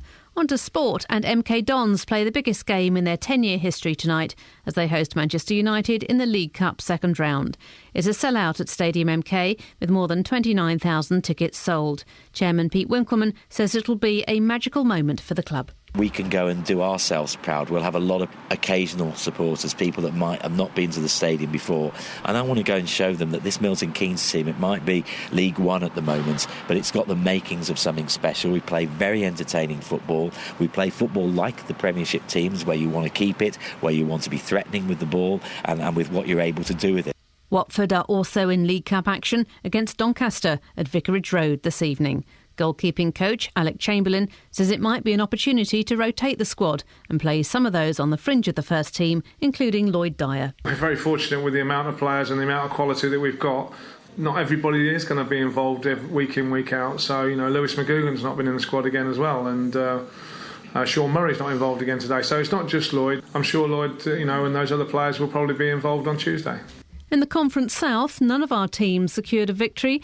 There were losses for Hemel Hempstead and St Albans and 0-0 draws in the matches involving Bishop Stortford and Boreham Wood. In the Southern Premier, Hitchin beat Arlesey 2-0, Dunstable beat Biggleswade 1-0. There was a win for Chesham and a 2-2 draw for Burnham. BBC Three Counties News and Sport. The next bulletin is at 9. If you hear a whisper, give us a shout. Iain Lee. BBC Three Counties Radio. If you hear a whisper, give us a shout. I thought we'd agreed on that. No. Well, I thought I'd told you. You agreed that we weren't going to be doing that anymore. Yes. I said yes, simply because you were intimidating. Yes. But I meant no. And I'm the one that has the buttons. Right, OK. Yeah. Yeah, It is we'll okay. see about that. It is okay. We'll see about that. It's okay. Maybe I'll bring the buttons in here. Does Justin Dealey still... What? Yes. Does Justin Dealey still work for us? Yeah, he's still working for us now, and he's going to be speaking to us very soon. OK, you want me to turn the microphone Yeah, off? do you want to call her? Well, Because yeah. Kelly's done one. I don't know where she's gone. She better be making a coffee. And you could have sorted that caller out during the news. I know, but I was watching this... What are you watching online? Oh, it doesn't matter. Flippin' heck. 08459 455 555. What are we talking about? Well, we threw out this front page story of The Sun. I don't know what there is to say. OK, no, I'm going to ask a really cold question, OK? Front page of The Sun. British mum tells her surrogate you can keep the disabled twin. So it's like the story of these Australians, the Australian paedophile who had 2 children with a surrogate. One of them was disabled. They didn't want it. Same thing here. A mum has had 2 surrogate children. One of them is disabled. She says, I don't want the disabled one. I'm going to keep that one. Right. I guess... what is the question here? Is she right? Well, no, she's not right. I'm trying to phrase this properly and I'm struggling a little bit. Can you understand that mother's position ever so slightly? Not condoning it, I'm not endorsing it, and the language she allegedly uses is awful, is atrocious. But can you understand? OK, here's the question. Have you had a disabled child, and did part of you kind of think, oh no, this isn't what I planned, this is going to be hard work? Was there a part... And I don't think there's any shame in thinking that. Not been in that situation, so I don't know. I don't think there's any shame in your heart sinking a little bit. Tough question, I know. 08459 455 555. If you had a disabled child and part of you, your heart has sunk. That's the most basic, cold way I can ask that question. Not expecting too many calls on it, but I'm putting it out there. 08459 455 555. Also talking about the Ice Bucket Challenge. I don't get it. I know Roberto's done it here. You can see it on the Facebook page. Well done. I ain't going to do it. So stop nominating me, guys. I think it's kind of bullying to bully people to do it. If you don't do it, then shame on you, and you should give money. Well, while I respect the charity, it's not a charity that I am particularly... focused on. My eyes are looking in other directions when it comes to charities. And I don't like this idea of I'm nominating someone to do something. Well, no. I don't think that's what charity should be. We'll do the Facebook comments in a bit, and we've got loads of texts on this as well. 08459 455 555. But for some reason, we have a caller about Kath's splinter. Morning, Glenn. Morning, Ian. You called in about splinters, have you? Yes, I have, yes. Go on, what you got? I think Kath should stop scratching her head. Yeah. Glenn. Oh, you'd like that one. Spontaneous round of applause, Glenn. Belt up. I can hear that. Yeah. Well, Glenn, thank you very much indeed. You thought he was going to come on and he was going to kiss your backside, but it ain't. Oh, well, let him know. Was it you who told me about blowing smoke? Yes. It's horrible, isn't it? The Stuarts. Patrick Stewart If you drowned in Stuart times, that's how they would revive you. Stop. Stuart time. Do you see what I'm dealing with? He's right, though. What he's saying is, your head is made of wood, which is a physical impossibility. Oh, hey, Kath, come here. Let me give you a noogie. A what? A noogie. A what? You know what a noogie is, don't you, Kels? Yeah. It's when you get your fist and you rub it on their head like this. Yeah, a noogie. And I'm doing it on Kath's head now. He's not. He's knocking the desk. He's knocking on the desk. I'm going to knock. He's a 41-year-old father of 2. Oh, I've got a joke. Hang on, I'm just going to knock on Catherine's head. Kath, come here. Say who's there. Who's there? Kath's head. Kath's head who? Knock, knock. Who's there? Kath's head. Who? No, just... Who's there? Kath's head. Kath's head who? Who's there? Kath's head. Who? Knock, knock. Who's there? Kath's head who? Kath's head. Woodblock. Yeah, you need to work on that one. It's, Guys? Who's there? Kath. Kath who? Catherine Boyle, I've got a wooden head. That's why I've got a splinter in my finger. Oh, no, I've got it. Knock, knock. No. Right. I sustained a serious injury and you're You're laughing about my head. Who's there? It's not even... Kath's. Kath's who? No, Kath's head. It's better, isn't Kath's... Oh, hang on. There must be a joke. Hang on a minute. Hang on. There isn't. There is. There isn't. You. Oh. Right. Ooh. It's like... I'm out. No. I mean, knock, knock. I mean, who's there? Kath would. I wouldn't. I definitely wouldn't. Catherine, especially after now. Anybody? Because she's got a wooden head. Oh. I was going to write an email. Knock, knock. Boss. Who's there? You can't make jokes like that anymore because people don't get jokes like I'm that. not joking. Oh. Dear boss, you said 6 weeks. Who's there? Kath who? Kath's wooden. Listen to the show. Okay, I got one. Okay. 8:30. Knock, knock. 5 through 2. Well, it's going to be 8:40, isn't it? They're going to Kath who? Kath who? Wait, who's in the Enough. show? Right, I got it. Is enough. Who's there? Knock, knock. Please. Who's there?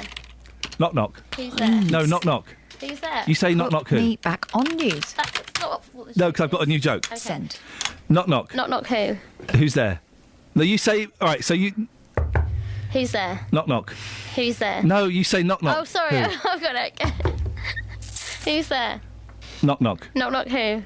Knock, knock. On Kath's head it made a wood. You all right, Catherine? Yeah, fine. Caroline's in Bedford. Good morning, Caroline. Good morning. Good morning. Hey, listen, here's a funny thing. Oh, yeah. Right, I thought, I'm sitting, well, actually, I'm getting out of the bath. You're doing what? Well, I was getting out of the bath, and I thought, I've not heard my favourite jingle all morning. Oh, yeah. And then it came on. Which jingle's that? If you hear a whisper, give us a shout.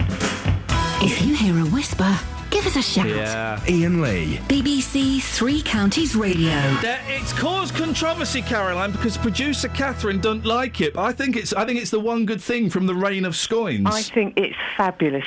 And it says exactly what it does on the tin. Yeah. No, it does exactly what it says on the tin. It says something on the tin, and if you read it correctly, then you can do what that is in the tin. Yes, that's right. Well, have you heard a whisper? Can you give us a shout? Yes. Go on, then.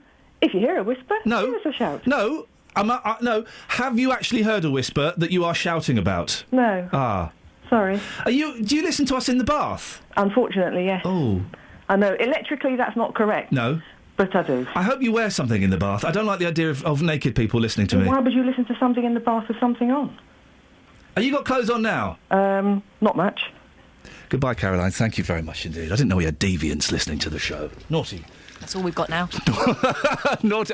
It does, thank you, Caroline. It's a very good call. And she likes, if you hear a whisper, give us a shout. She loves stuff like this. Wag. If you hear a whisper, give us a shout. See if she feels that way when she's got her clothes on. Yeah, but it does make me uncomfortable knowing that there are naked people listening, men and women, all across beds, hearts and bucks. I know. I wonder. I never listen to the radio when it's Friends on with no clothes on. I couldn't. The thing is, I know you mean that.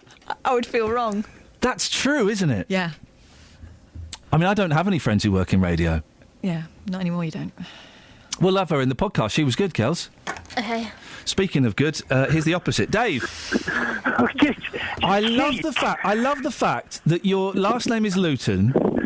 And you live in... It's like Joey Essex. Like Joey Essex, and yet you live in Luton. That is nuts. If you move to Stevenage, will you change your name to Steve Luton?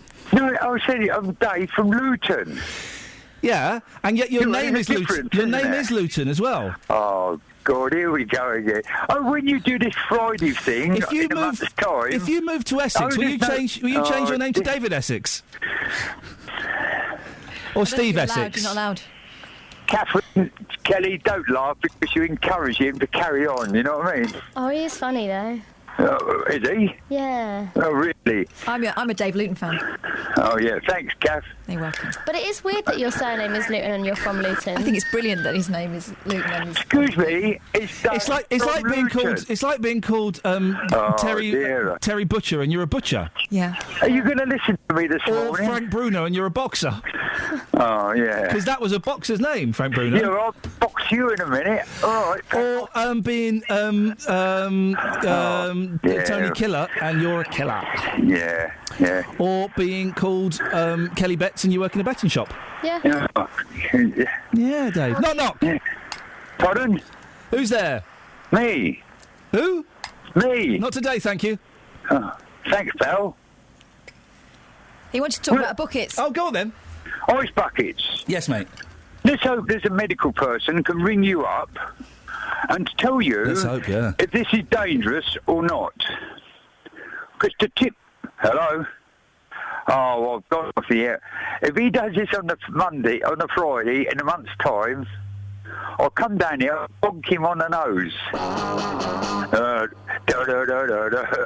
Oh, it's no good coming on this radio. I'm going to BBC Northampton. Sugar Muggalicious. Oh, here he goes. You can't talk sensible to this man. Sugar Muggalicious. Justin, come back with you, Catherine. Oh, dear. Sugar Muggalicious. Oh, dear. 08459 455 555. Medical person, please ring up and tell us if ice bucket is a health hazard. Travel news for beds, cards and bugs. BBC Three Counties Radio.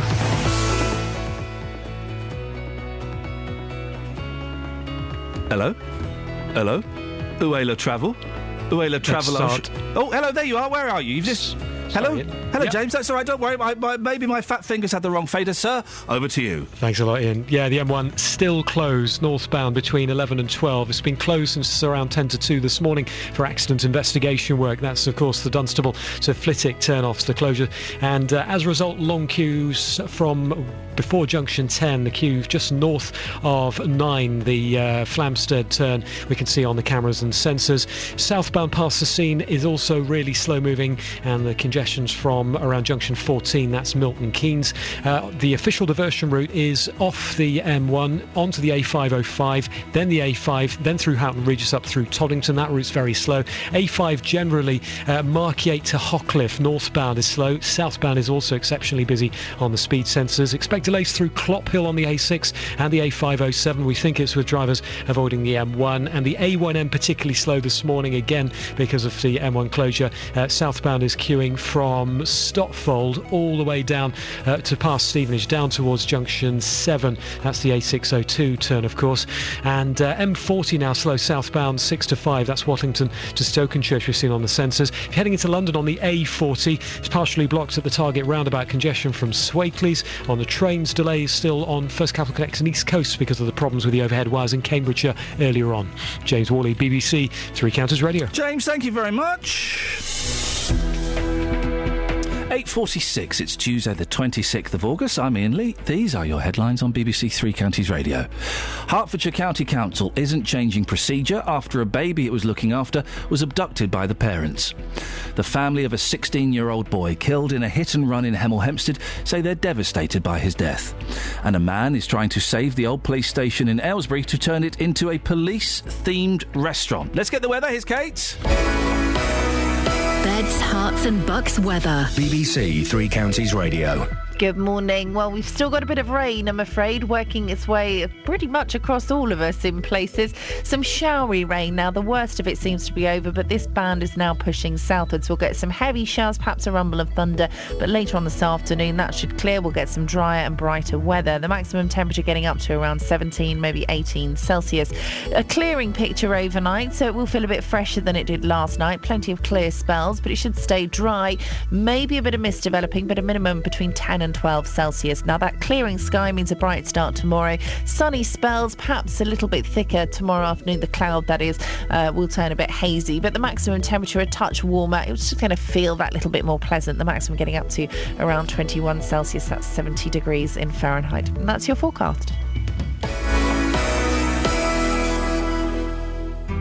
Every weekday from 3, Roberto Perroni. Are league tables the best way to judge a school? Panel, do you have any sympathy for the Buckinghamshire-born golfer Iain Poulter? Police are issuing safety advice to women in Watford, but I'm fascinated by the age gap between her and her husband. Figures show that around £500,000 was spent in Hertfordshire last year clearing up after people who dump rubbish. Don't you just hate them? Roberto Perroni. There's been an extraordinary reaction on social media. My big concern is that no one ever worries about the victims. The whole system is designed to help the criminal. Roberto Perroni. Weekdays from 3, BBC Three Counties Radio.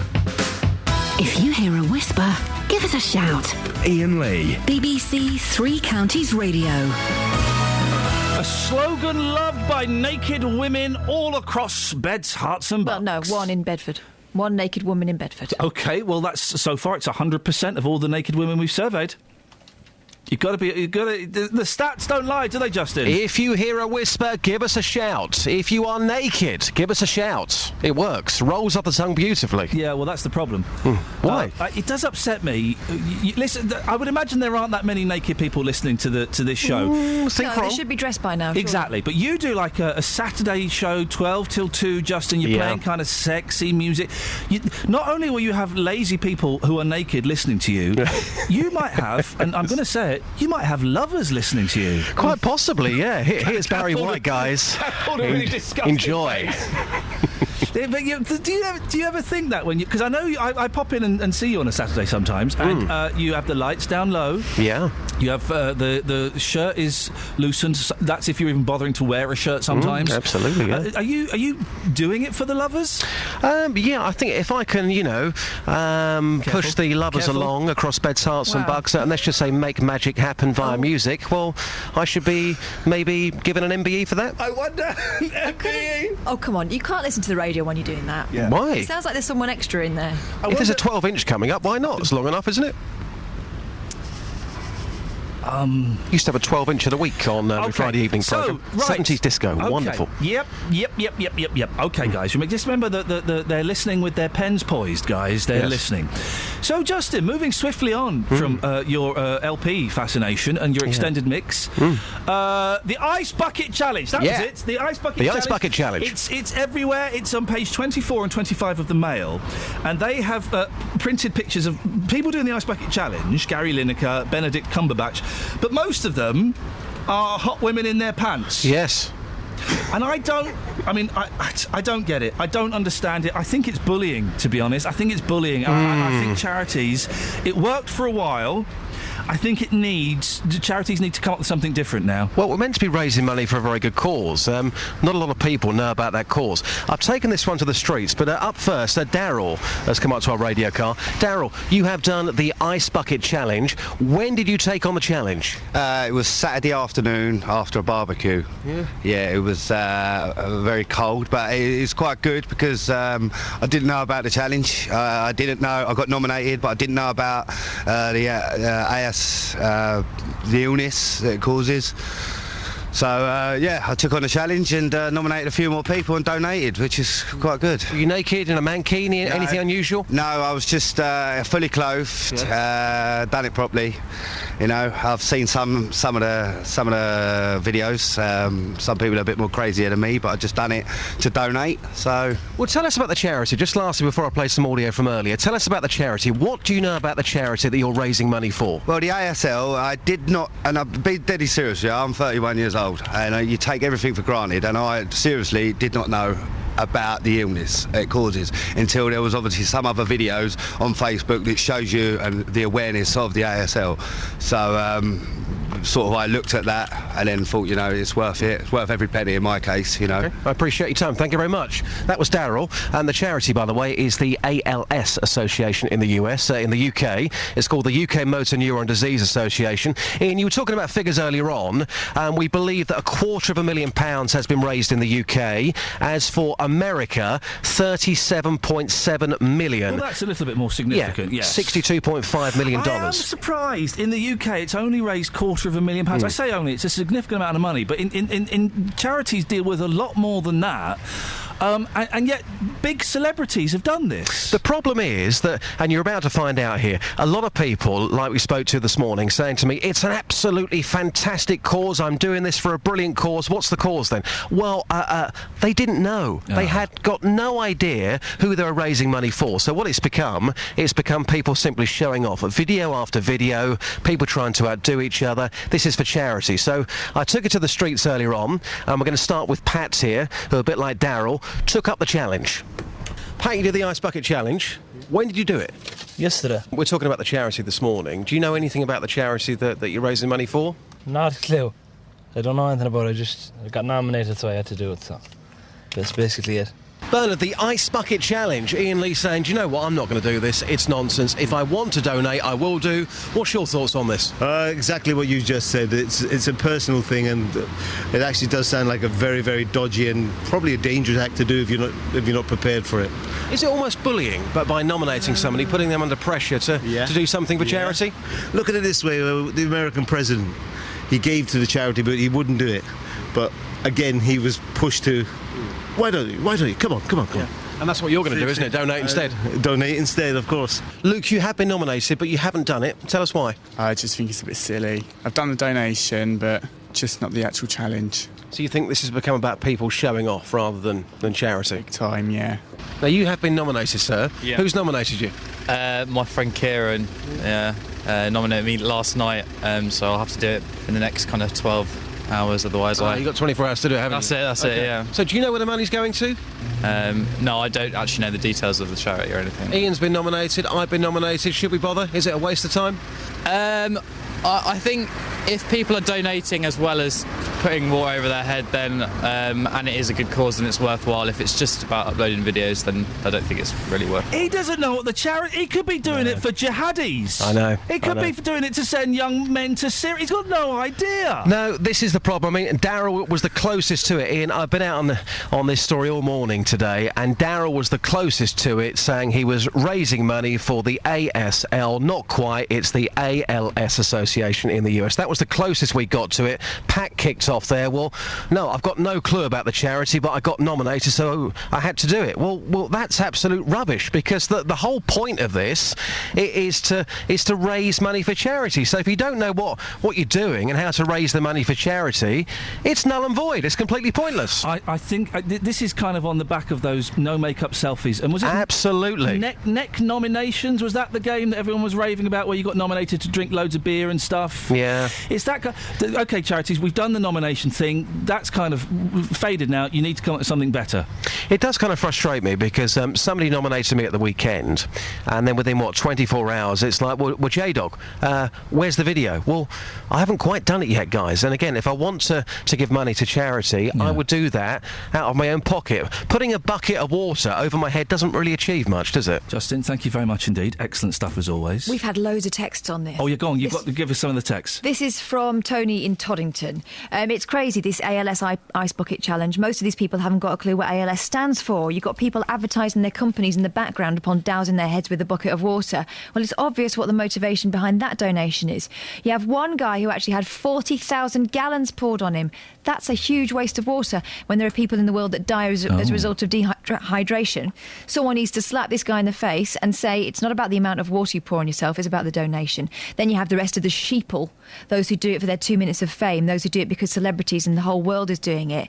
The saying comes to mind, if everyone else jumps off a cliff, would you? The answer to this is clear. You'll probably find a huge proportion of these sheeple haven't even donated. Should we do some of the Facebook comments? Because we've had loads of Facebook. We've got loads on this. I'm picking these at random. Jenand says the ice water paralyses you for that split second to feel the way people feel with ALS, and it's raising awareness for the charity. If that's showing off, I'm all for it. But why do I need to feel what they feel? Slight correction as well. She says it's people with the ALS. ALS is the name of the charity. They're actually raising money for motor neurone disease. Wendy, I agree with Ian. No one puts up the number or how to get your money to them if it's going a bit over the top. I wonder how many of the people who are doing these videos are then going to their computers and making a donation. I would suspect a significant number of them aren't doing that. They're just doing the video. Satin says it's a personal choice and of course creates discomfort for a moment. There's nothing wrong with donating rather than going through the motions, because so many do. The awareness is... Well, there's nothing wrong with donating. There's nothing wrong with doing it. I'm choosing to do neither. £250,000, says Darren, raised, yet you're supposed to give £3 if you do it. There are thousands of people doing it and not paying up. I did it and gave £6 to Macmillan. Well, see, Macmillan's the wrong charity. Well, no, Macmillan's also using this to raise money, and they've been accused of hijacking the Motor Neurone Disease Association's push. Andy says, if you're against doing the challenge, don't do it. Have the decency to make people aware of the number and the charity to which the whole thing pertains. What next, Ian? Ban the walk for life? Get a grip, man. You see, Andy, why would... And it's Andy with an IE, so I'm assuming it's a lady, but what's your beef with me not wanting to do it? Also, why are we getting angry about something that's supposed to make people feel good and be a positive thing? This is the thing, we're all turning on each other because it's become emotional blackmail. It's a fun way of getting a charity known and people donating. It's only showing off if they don't donate, says Nettie. Wow, interesting. All right, nice one, Kath, thank you. Going for Prizzies? Yeah, starving. Why not? On me. Thank you, everybody. That's it. That's your lot. Let's get the travel. Travel news for beds, cards and bugs. BBC Three Counties Radio. Northbound M1 is now open. It opened within the past couple of minutes between 11 and 12. Dunstable to Flitwick, which was of course the earlier closure, all followed an accident in the early hours of this morning. However, there are still long queues on the northbound M1 from junction 9. Southbound is slow moving in patches from around junction 13, and the A5 very heavy anywhere really between the M1 at junction 9 and Hockcliffe, especially northbound with drivers diverting. Still very busy through Clop Hill on the 507 and the A6, and the A1M really slow from Letchworth all the way down past Stevenage. James Worley, BBC Three Counties Radio. James, thank you very much. No podcast from last week because I was off and Dealey wasn't up to scratch, but we're working on one this week and it's going to be a doozy. Thank you, Kelly. Thank you, Catherine. Thank you, Justin. JVS is up next. We're back tomorrow at 6. Until then, ta-ta. Local and vocal across beds, hearts and bucks. This is BBC Three Counties Radio. Thank you, Iain. Good morning. Welcome to the JVS show. I'm Jonathan Vernon-Smith. It's not Monday, it's Tuesday already. And on today's Big Phone-In, which way do you hope the Scots will vote? Last night...